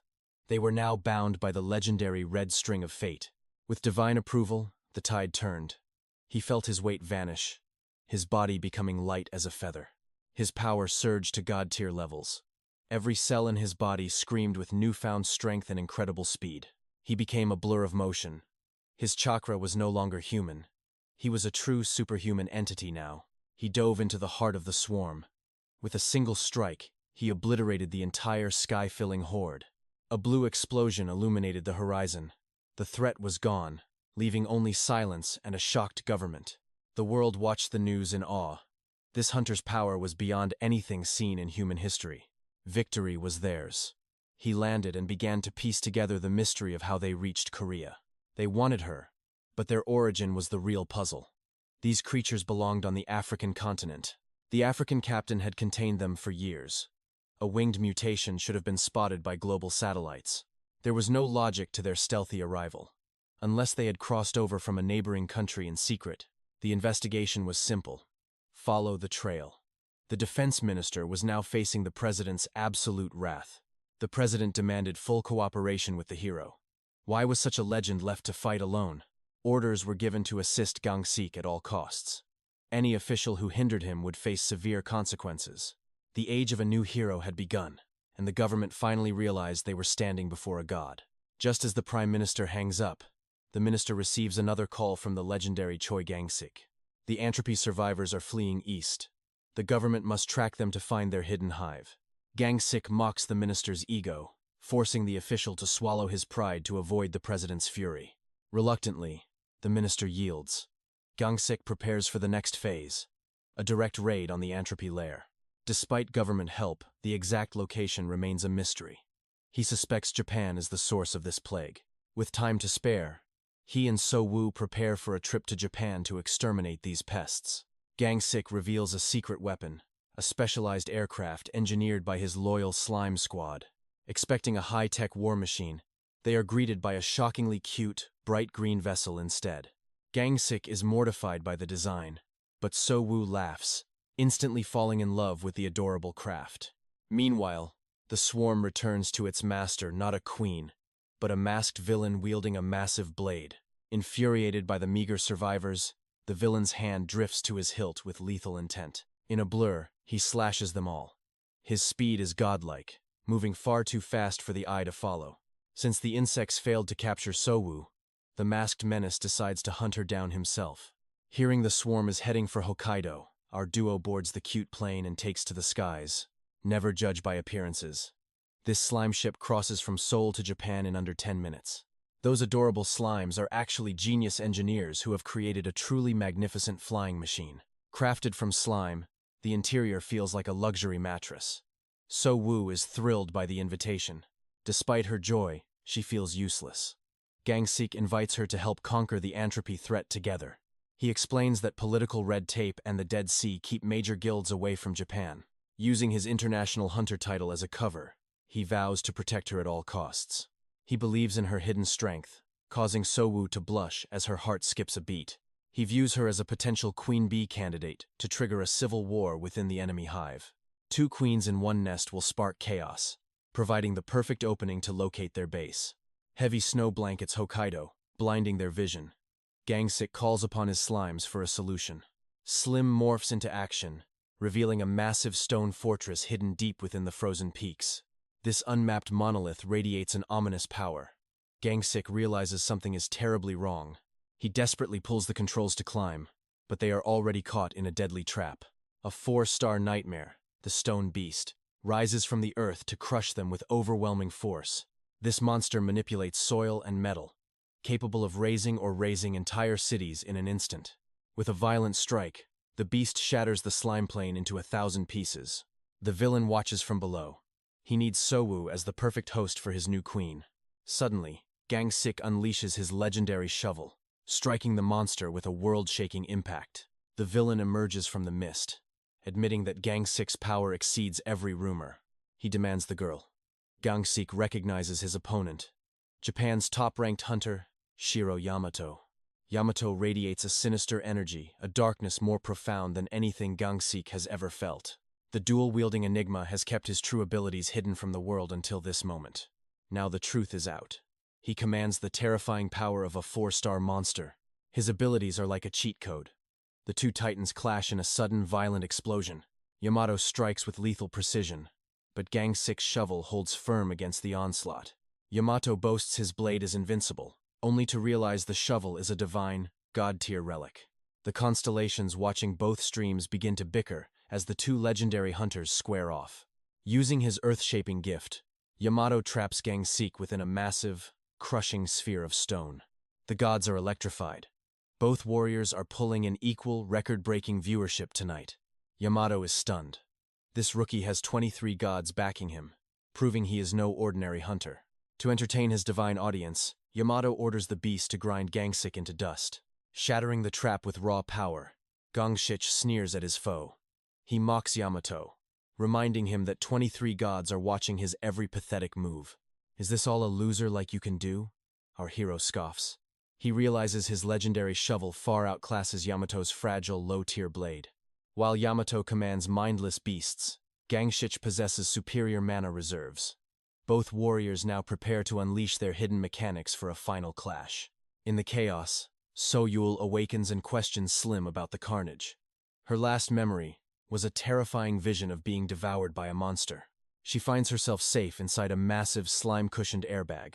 Looking up, she witnesses Gangsik engaged in a world-shaking battle against a titan. Across the field, the duel rages with intense fury. Yamato panics, knowing that if he doesn't secure a victory fast, his celestial sponsors will abandon him. As the gods lose interest, Yamato screams for his monsters to kill the protagonist. But Gangsik finally sees through the enemy's true weakness. Yamato's power is borrowed a mere performance reward for taming beasts. Without his pets, his physical stats are absolute trash compared to the hero's. Gangsik demands to know if the ant swarm was his doing. Yamato grins, confessing his twisted desire to kidnap and exploit So-Yul's hidden potential.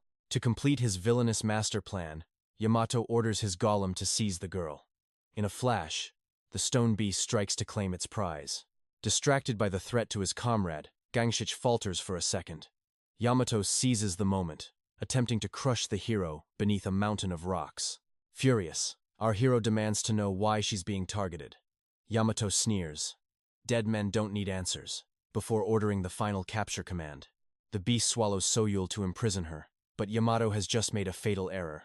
Suddenly, the golem's stone shell begins to violently crack. A catastrophic energy signature erupts from within the beast.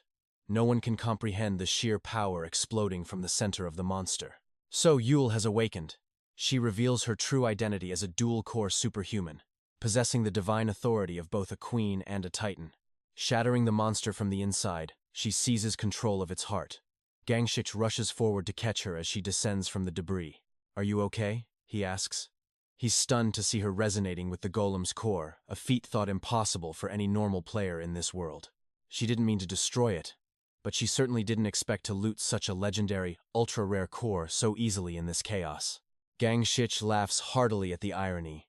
Who would have thought an enemy would be stupid enough to hand-deliver their most precious treasure directly to them? Enraged, Yamato screams to get his core back. He activates his ultimate skill, Lightning Prison, intending to turn them both into smoldering ash. But before he can strike, massive boulders send him flying. Gangsik watches in awe, realizing So-Yul's new power is beyond any system logic. Her imagination is literally reshaping reality. Testing her limit, Gangsik tells her to visualize a staircase, and one manifests instantly in midair. With the core's energy, she can build entire structures just by thinking. This is god-tier territory that breaks every known rule of the server. He makes a mental note to never get on her bad side. However, he still has questions for Yamato. But the coward has already vanished. Yamato has fled like a rat.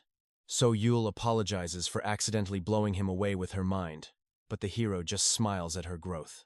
"Don't worry," he says. "You're the perfect candidate for the Antop Queen. Right now, her aura is radiating a scent that drives monsters wild. It's only a matter of time before the swarm can no longer resist her. Soon, they will rise in a terrifying wave of primal hunger." Deep within the hive, thousands of eggs pulse with life. A pale, sword-pierced woman serves as the current queen's tragic and suffering host. She reports to Yamato, warning him that a new queen candidate has emerged, causing their low-level monsters to tremble in absolute fear. "I know." Yamato snaps at Juki, silencing her. He coldly demands a status update on their remaining military forces for the coming invasion. She reveals they have 28,590 soldiers ready. Yamato smirks. He still has an entire legion to burn through. The queen urges caution after their recent heavy losses. But the arrogant villain scoffs, viewing his soldiers as mere disposable bugs for his plan. He believes a few deaths mean nothing compared to his massive horde. He thinks 𝒂𝒏𝒌 is defenseless, but he's making a grave mistake. He is not alone, the queen warns. Instead of listening, Yamato surges his dark energy into the blade embedded deep in her chest. He punishes her for daring to lecture him, treating her like a slave. He looks at his failing stats with growing, desperate rage. Time is running out. His performance rank is plummeting, and his celestial sponsors are beginning to express their utter disappointment in him. If he doesn't turn this around, he'll lose everything. He fears the nobody, 𝒂𝒏𝒌, will steal his fame and his precious divine sponsors. Desperate, Yamato commands the queen to produce more eggs at any cost. He needs an unstoppable army to crush the server's new hero. Since the moment his sword pierced her, she has been his eternal puppet, a slave bound to his dark will until her end. Juki's spirit is broken as she accepts her grim fate. Yamato watches her pathetic state, realizing her body is finally reaching its limit. Her egg production is slowing down significantly. He needs a fresh host immediately, and 𝒂𝒊𝒍𝒚 is the perfect replacement for his dark designs. Miles away, 𝒂𝒊𝒍𝒚 senses a creeping darkness and alerts our hero. Meanwhile, another presence detects the dangerous shift in the atmosphere. Belina senses the incoming threat and warns the group. 𝒂𝒏𝒌 spots a single monster, but something feels deeply wrong about this sudden encounter. "It's not just one," 𝒂𝒊𝒍𝒚 screams, sensing a massive ambush. Suddenly, the very ground beneath their feet begins to give way completely. They plummet into the heart of the ant nest. Emerging from the dust is a 4-star terror known only as the concrete golem. Born from abandoned concrete ruins, this behemoth absorbs everything to grow. It is truly one of a kind. Its only vulnerability is the core, hidden deep within. Once shattered, the beast falls. But back to our story. Crashing down, 𝒂𝒏𝒌 faces mutant horrors. These abominations spew lethal acid from their gaping maws. Acid rains down, but 𝒂𝒏𝒌 spins his shovel with god-tier speed, creating a perfect steel shield. With a final leap, he executes the swarm. He knows these small fries are just a distraction for Yamato. Why waste so many pawns? Suddenly, the truth hits him. 𝒂𝒊𝒍𝒚 has been abducted by that snake, Yamato. She is trapped in the monster hive.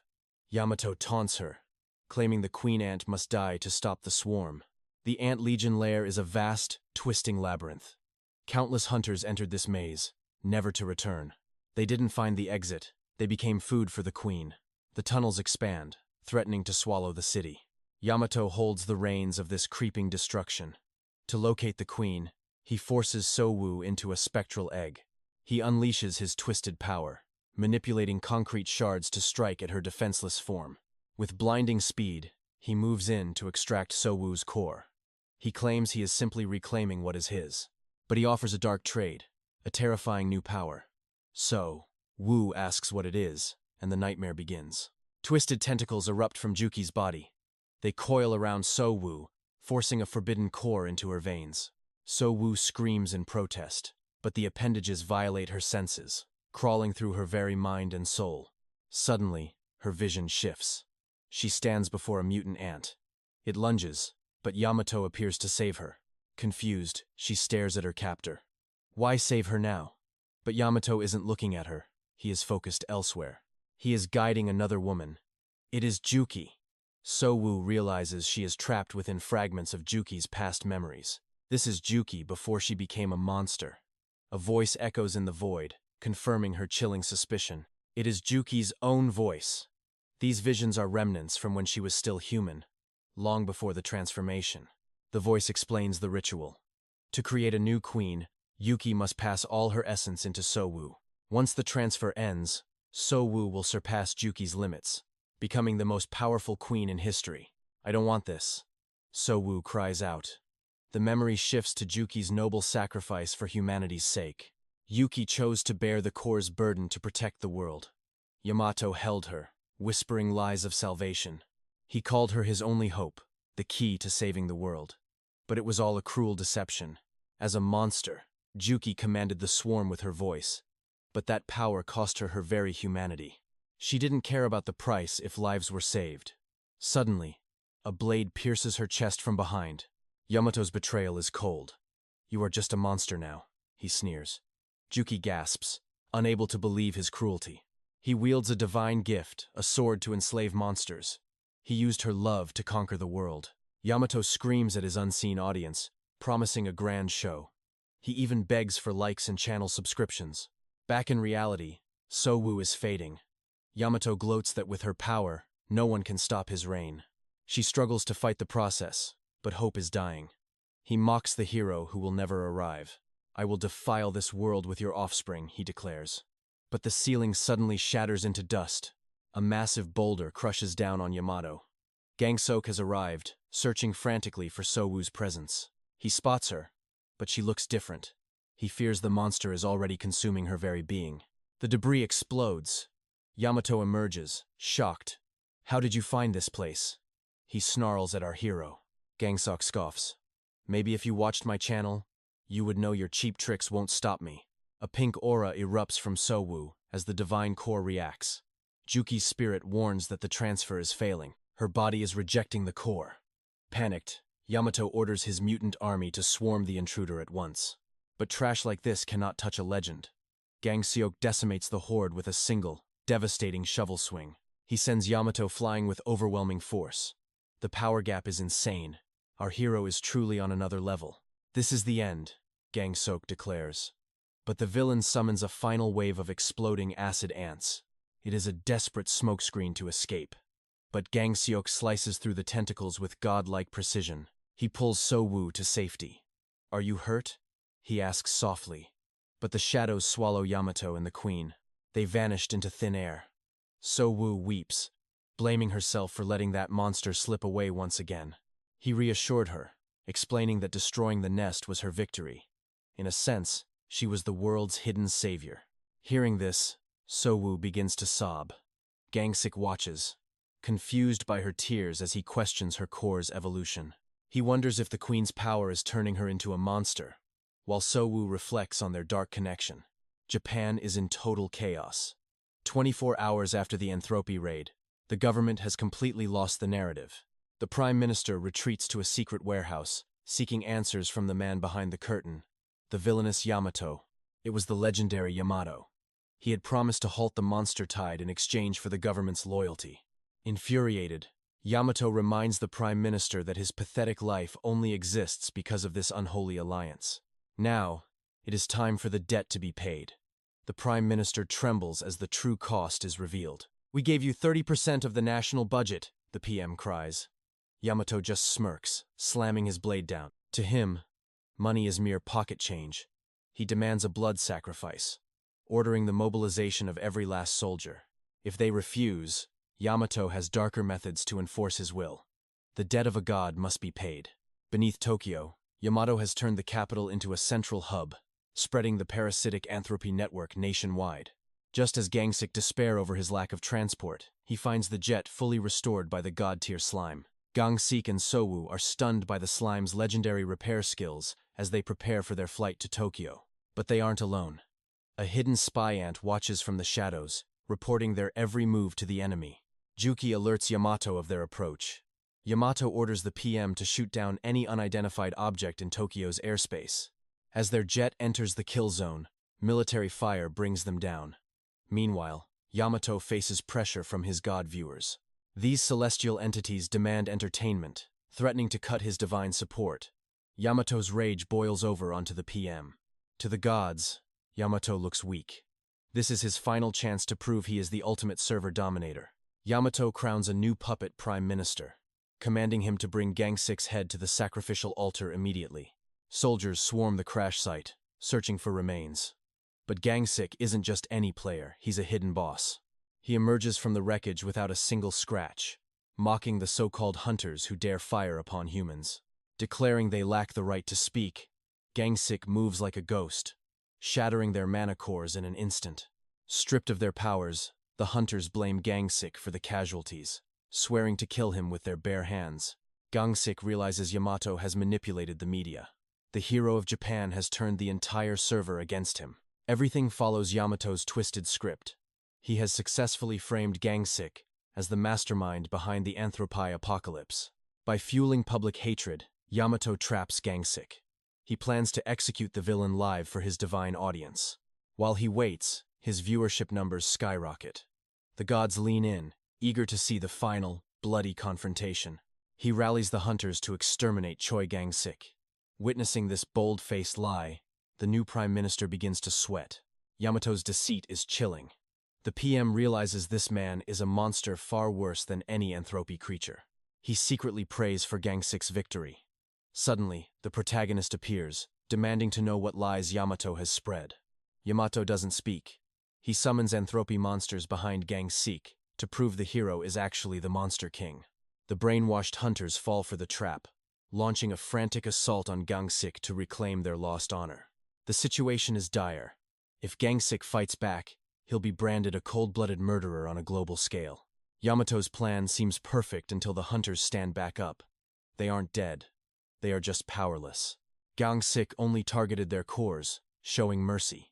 Seeing his plan fail, Yamato plays his hidden ace. He summons Juki, ordering her to slaughter the hunters. He wants to paint the battlefield in their blood. 𝒂𝒏𝒌 is horrified as Yamato's ants butcher his own men. Yamato screams that 𝒂𝒏𝒌 is the one killing them. 𝒂𝒏𝒌 snaps. He slams his shovel, moving with god-tier speed to annihilate every monster in his path. He saves the very hunters who tried to kill him. Confused, they wonder why their enemy is protecting them. Yamato finally moves to execute 𝒂𝒏𝒌. The brainwashed hunters cheer for their hero, unaware of his dark nature. Yamato mocks 𝒂𝒏𝒌, but his smile fades when he realizes 𝑧𝒊𝒍𝒏 is missing from the battlefield.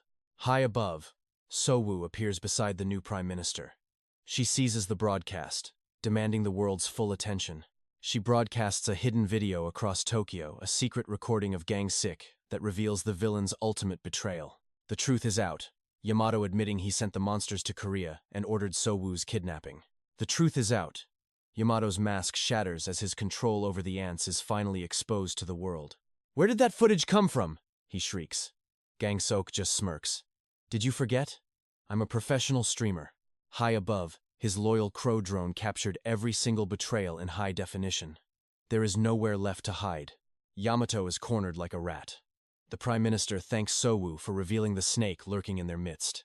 He realized too late he was a pawn. He thought sacrificing everything would keep Japan safe under Yamato's thumb. Regret consumes him for the lives lost to his blind faith.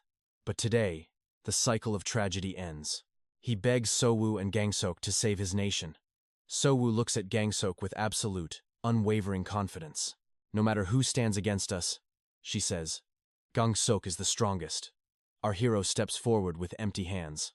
A traitor like Yamato isn't even worth a weapon. One punch sends Yamato's teeth flying into the dirt. "Get up," 𝒂𝒏𝒌 commands. "I'll crush you using nothing but my bare fists." Yamato still sneers in his arrogance. He channels a forbidden divine power. A crimson light descends as Yamato leaps into the sky for one final blow. He combines god-tier energy with his core for a world-shattering strike. He wants to see if 𝒂𝒏𝒌 can survive. Pathetic. 𝒂𝒏𝒌 dodges effortlessly and tosses him like trash toward the vengeful hunters to finish the job. Yamato desperately swings his blade, but he's powerless now. The gods are watching, and they are officially bored.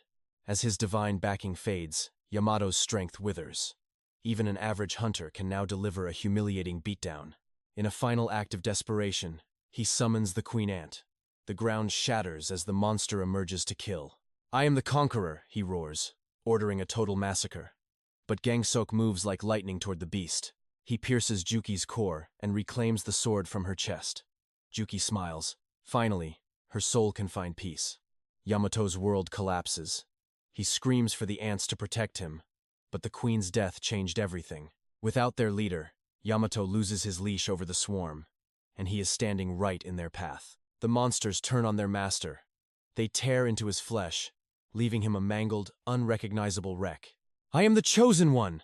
he cries. But he is wrong. Red blood spills as the gods mock his failure. The constellations withdraw their favor one by one. "Just die already," they whisper, disgusted by his weakness. One final god remains, laughing at his agonizing death for pure entertainment. Then, even that last light vanishes. Yamato draws his final, wretched breath. System. Traitor eliminated.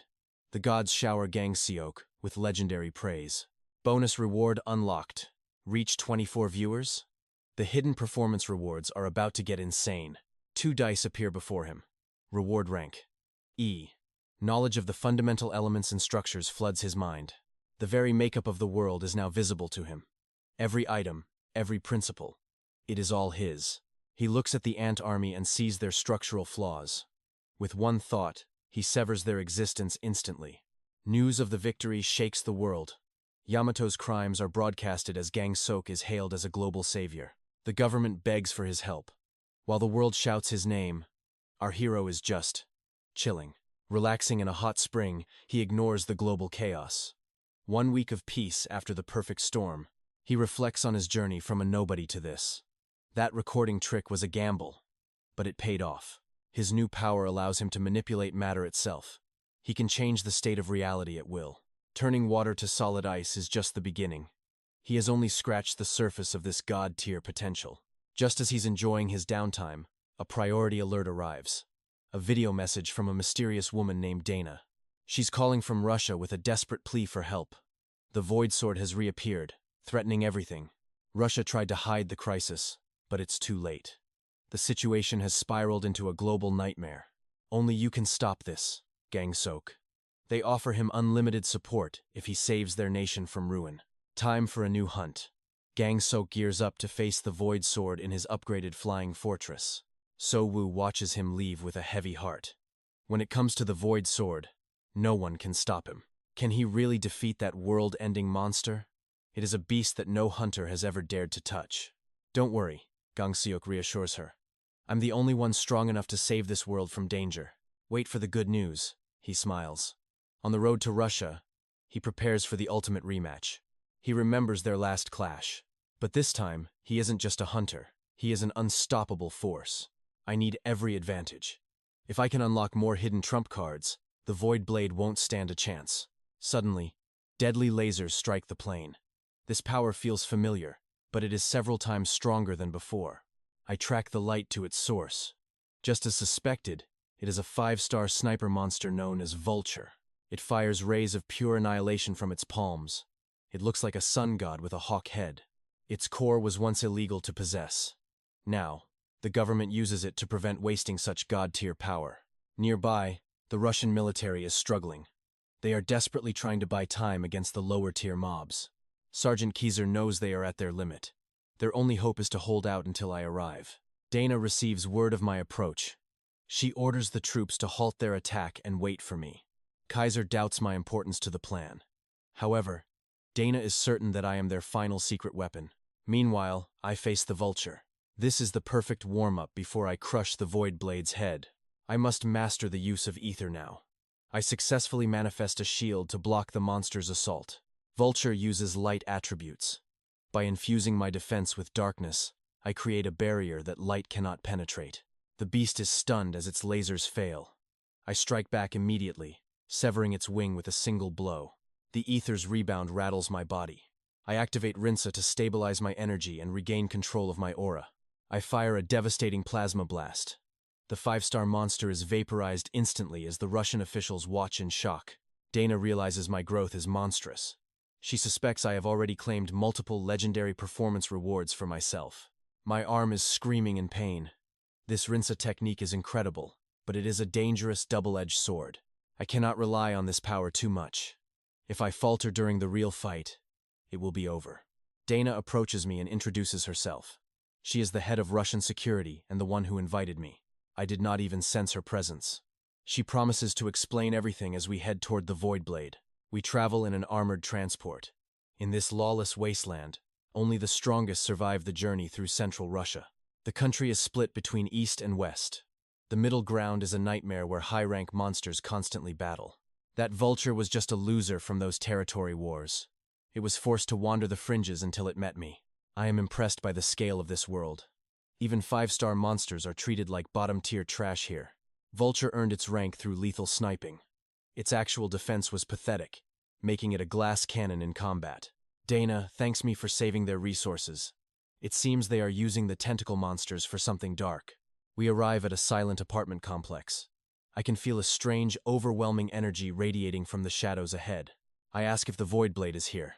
Dana tells me that reaching my goal requires a difficult choice. I enter the zone and reality shifts. It feels like stepping into a hidden dungeon where time stands still. The Void Blade appears instantly. I cannot sense its presence at all. It does not feel like a living soul. This is a different breed of monster. Just as I hoped, the real battle for dominance begins right now. Its blades multiply in the air. A storm of steel descends upon me, testing my god-tier mechanics to the limit. Despite its rank, the monster's destruction was nothing compared to Gang 6's overwhelming hidden stats. The power gap is undeniable. Dana gasps for air, completely pushed out of the fray. A 5-star monster is pure nightmare fuel, yet he crushed it, saving their precious resources. Those resources were tentacle thralls. Soon, they arrive at a seemingly abandoned apartment complex. Behind the mundane facade, Gang 6 senses a crushing, alien pressure vibrating through the air. "Is the Void Sword here?" he demands, sensing a power that defies all game logic. Dana's reply is cryptic. "To reach the top, you must make a final, soul-binding choice." He steps inside and the atmosphere shifts. He's entered a hidden, high-level barrier zone. This is no ordinary building. It's a distorted realm where something sinister is brewing. Without warning, a Void Sword strikes. It possesses zero presence, moving like a phantom. It's not even a living creature. This is a specialized, evolved form of the Void Sword, different than the legends, but the target is clear. It's a deathmatch in total isolation. Exactly what he wanted. Thousands of blades manifest, raining down a symphony of destruction. Gang 6 leaped high, sensing a chilling dissonance. His blade carved air, dealing 0 damage. No stats, no info. This felt completely wrong. Plunging down, he channeled his chakra into a vortex. A storm of energy erupted toward the beast. He was certain of one thing now. This Void Blade was a total fraud. A true legendary weapon isn't this soft. This was a government test of his limits. If he succeeded, he'd end this era of tragedy. Gang 6 confirmed his suspicion about the creature. No core, no life, just a puppet made of snow. Just as he felt played, Dana appeared behind him. He hadn't sensed her until she spoke. Coldly, he demanded the truth from her. She claimed innocence, but his irritation flared. She led him to a Void Slayer only to find a fake. He'd wasted his mana on a phantom. Dana remained silent before whispering her defense. She hadn't lied about the blade's location. Suddenly, the environment began to collapse. Instinctively, Dana grabbed Gang 6's arm. They teleported instantly to a hidden sanctuary.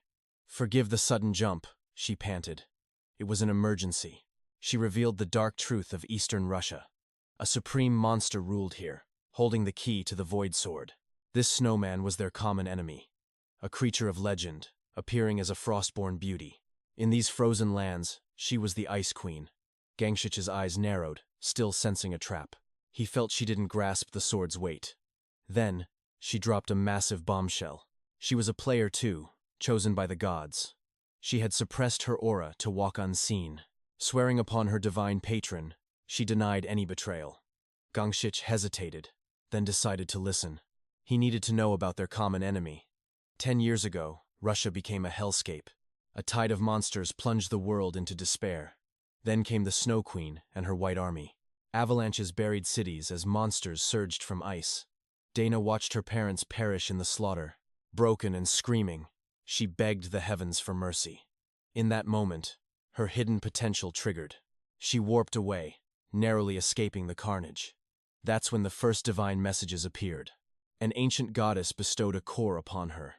Survive, the system commanded her. Hunted again, she instinctively leaped into the sky. Her new core granted her instant teleportation. She tried to find her parents, praying for a miracle. Instead, she found the Ice Queen waiting. The monster sealed her within an eternal glacier. Trapped and frozen, Dana faced a cruel choice. Rot here forever, or serve as my shadow.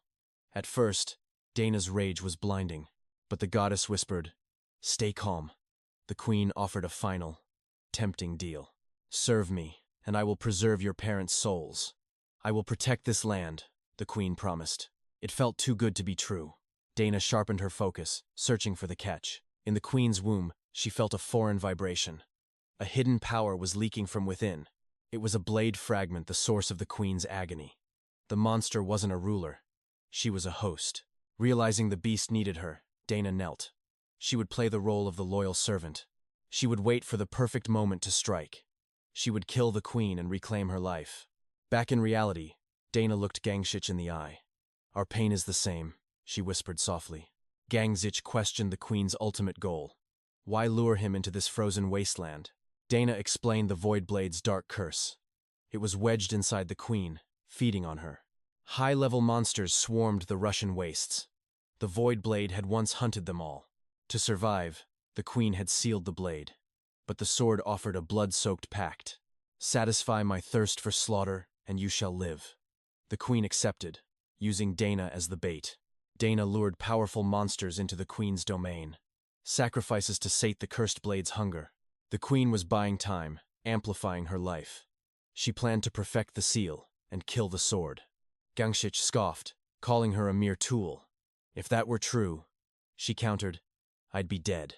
Utilizing life amplification, she reveals her secret, transforming monsters into her own loyal kin. She prepares the final seal. Is she merely a puppet for the mysterious snowman's schemes? "If I were a tool," she snaps, "other high rankers would have ended me long ago." Dana had harvested high-grade materials from the monster wars, fueling Kaiser's war machine with endless beast corpses. This gruesome supply turned Kaiser's army into a powerhouse, finally capable of challenging the snowman's frozen reign. They finally possessed the raw strength to defend their borders. But �𝒏𝒌 sensed a hidden danger ahead. The target was the Void Sword. Dana revealed they had been tracking �𝒏𝒌 since his legendary feat in Japan. Their previous encounter was merely a test of his god-tier abilities. Now, they needed his overwhelming power. They wouldn't let him walk away empty-handed. Currently, the Void Sword remains sealed within the snowman's subdimension.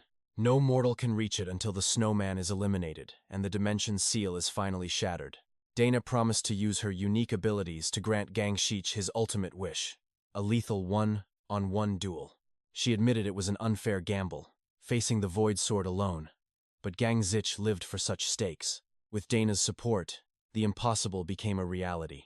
This was a quest our protagonist simply could not refuse. Suddenly, the earth groaned as jagged ice pillars erupted, and a swarm of frost monsters lunged from the shadows.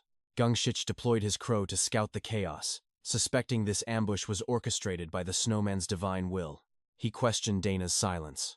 Was she paralyzed by fear, or did she feel threatened by his rising presence?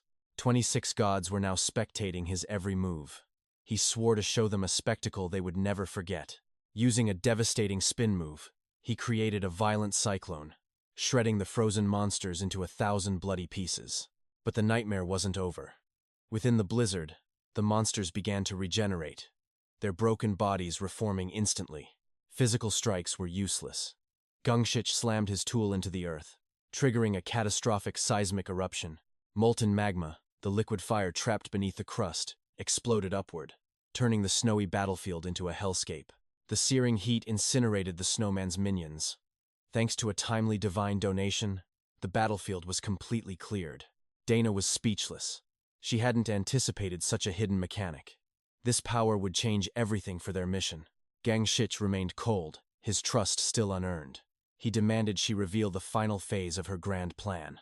Dana led him to a colossal, high-tech underground fortress hidden deep within the mountain's core. This secret Russian base was a sanctuary for elite hunters, a place unknown to the rest of the world.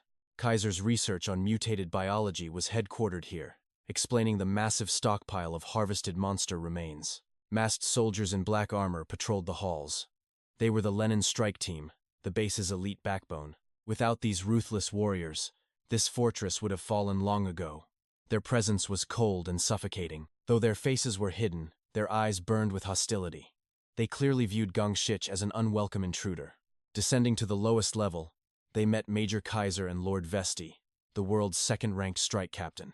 The media portrayed 𝒂𝒏𝒌 as a cold-blooded mercenary, but in reality, he was Russia's most devoted guardian. 𝒂𝒏𝒌 greeted 𝒂𝒎𝒏𝒌 with surprising enthusiasm, eager to welcome such a legendary powerhouse to their desperate cause. He thanked the protagonist for joining the fray, knowing a strong ally was their only hope for survival. 𝒂𝒏𝒌 felt indebted, but �𝒂𝒏𝒌 kept it professional. He was only here for the promised, God-tier reward. Dana confirmed the pact. She would create a space where �𝒂𝒏𝒌 could face the Void Sword alone. Once the legendary blade was shattered, its core, the ultimate prize, would belong solely to our main character. 𝒂𝒏𝒌 laughed, agreeing that such a legendary warrior deserved nothing less than the finest spoils of war. Kaiser, however, remained grim. He believed they were underestimating the sheer horror of the coming apocalypse. 𝒂𝒏𝒌 mocked the doctor's fear, telling him to leave the battlefield tension to those who actually shed blood. He ridiculed Kaiser for hiding in safety while soldiers died to bring him his precious research specimens. To 𝒂𝒏𝒌, Kaiser was just a coward playing with toys earned through the sacrifice of better men. The Lenin strike team feared nothing, especially not death. Kaiser countered that their arrogance would be their undoing. If they failed, millions of lives would be erased from the map without leaving a single trace behind. Kaiser sneered that the snowman might keep a pretty boy like 𝒂𝒏𝒌 as a frozen trophy instead. The mental image was chilling, and the air in the room grew thick with murderous intent and tension. Dana stepped in to break the fighting, reminding them that internal conflict would only lead to their destruction. Watching the chaos from the corner, �𝒂𝒏𝒌 realized this alliance was as fragile as thin ice. The operation begins. They enter the Snow Woman's lethal frozen playground. Legions of high-tier monsters are breaking loose. Chaos is imminent. Unpredictable variables are everywhere. Speed and absolute silence are mandatory. Dana orders a lightning ambush. Only the absolute elite will survive. First, Master Sergeant Kaiser unleashes the Hidden Chimera Legion. 10 years of research unleashed.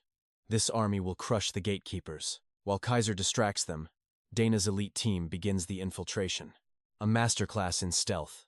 Are they truly the world's apex warriors? Dana activates clairvoyance, piercing through the Ice Queen's sanctuary. She sees the essence of all. Every fatal weakness is exposed. A god-tier skill for her. �𝒂𝒏𝒌 grows increasingly restless. 10 minutes to breach the barrier. Everything rests on Kaiser's shoulders. Crisis. The enemy numbers are far beyond their initial projections. �𝒂𝒏𝒌 breaks rank. He must cull the herd to survive. He's buying time alone. A lone warrior against a tide. Ether flame. He incinerates the lava beasts with god-tier precision. Exhausting his power, he buys the seconds Dana desperately needs. The barrier cracks. They plunge into a world of absolute zero. Complete isolation. All communication with the outside world is severed. Vestal maintains order. They knew this frozen trap was coming. The Snow Woman's secret vault. Thousands of monsters await release. Objective: seize the mana core and stop the Void Sword. The final hunt begins. Dana and �𝒂𝒏𝒌 target the Queen. Are you afraid? Failure means losing his chance at revenge forever. These monsters are different. A single mistake leads to eternal death. He's suffered enough. Today, his hatred becomes a legendary weapon. Radiant clairvoyance. Dana's light finally reveals the hidden truth. No more hide and seek. The Queen was always here. Space-time freezing ice shards. They dance on a knife's edge. Lethal frost that halts time itself. One touch is fatal. The Queen is burning life force. They must force her limit. Teleportation versus an endless avalanche. Dana's mana is fading fast. �𝒂𝒏𝒌 searches for an opening. Can they survive this onslaught? The Queen is weakening. She's fighting 3 wars at once. Kaiser and the elite team are pressing her from within. The moment arrives. �𝒂𝒏𝒌, unleash your final strike now. 2 fatal thrusts. He buries his blade deep within her. Desperate, she tries to freeze the very fabric of reality. No retreat. The Void Sword is finally breaking its seal. Malicious aura explodes. The sword tears through her chest, shredded from the inside. The queen's reign ends in blood. You should have ended me when you had the chance. Dana claims the core. The icy fortress begins to collapse. Reality stabilizes as the barrier shatters into a million pieces. Tears of relief.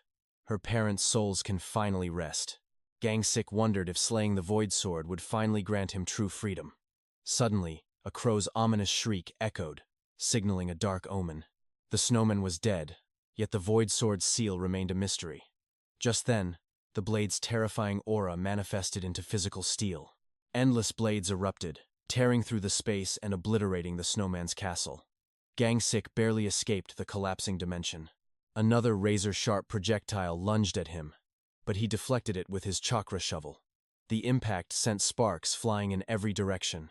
Without his chakra, that single strike would have severed his arm. The Void Sword was clearly mocking the massive gap in their power. Seeing the true form of the Void Sword, Dana began to spiral into pure panic. This wasn't just a weapon, it was a god-tier disaster. The fortress crumbled in seconds, proving this monster far exceeded a 5-star rank. Terrified, Dana urged 𝒂𝒏𝒌 to retreat and regroup, but 𝒂𝒏𝒌 remained calm, reminding her that a commander must never show fear. He gazed at the beast with eyes of cold determination. He knew it was a monster beyond imagination, but he had a few god-tier secrets of his own. He told her to trust his overwhelming strength. The plan was simple: keep him and the blade close. He needed her to teleport them far away from the others. He promised to bring back the monster's magic stone as a trophy. With a smirk, he told her to just wait and watch. Setting his stance, a sharp whistle signaled the surge of chakra through his veins. Like a lightning bolt, he lunged toward the floating nightmare. He signaled the teleport, and in a flash, they were warped to a desolate battlefield. The Void Sword stood confused by the sudden change in scenery. 𝒂𝒏𝒌 didn't waste a second, swinging his shovel with lethal intent. Yet, the entity dodged his strike with supernatural grace. Amidst the clash of steel, 𝒂𝒏𝒌 actually started to laugh. The Void Sword responded with a relentless barrage of blade strikes. But 𝒂𝒏𝒌 wasn't the weakling he used to be. He focused his inner energy, summoning a devastating whirlwind of pure power. The monster was sent reeling back from the direct impact. Finally, his attacks were starting to carve through its defenses. Overflowing with confidence, he knew he could slice through this nightmare. He prepared to end this fight with one decisive blow. The monster tried to catch him off guard, but his reflexes were far superior. He mocked her weak attempts before landing another heavy strike. He was sure his blows were landing, yet she remained completely unfazed. It was as if he was hitting an indestructible wall of iron. She repeated the same predictable move, which he dodged with ease.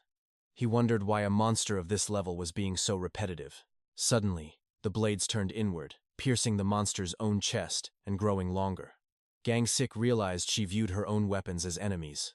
A rain of steel descended, trapping him in a lethal cage of blades. He cursed as he scrambled to find a gap in the storm. He hurled his shovel, but she parried it effortlessly with dual blades. Then, a massive swarm of swords gathered behind her back. They began to spin violently as the crow shrieked once more.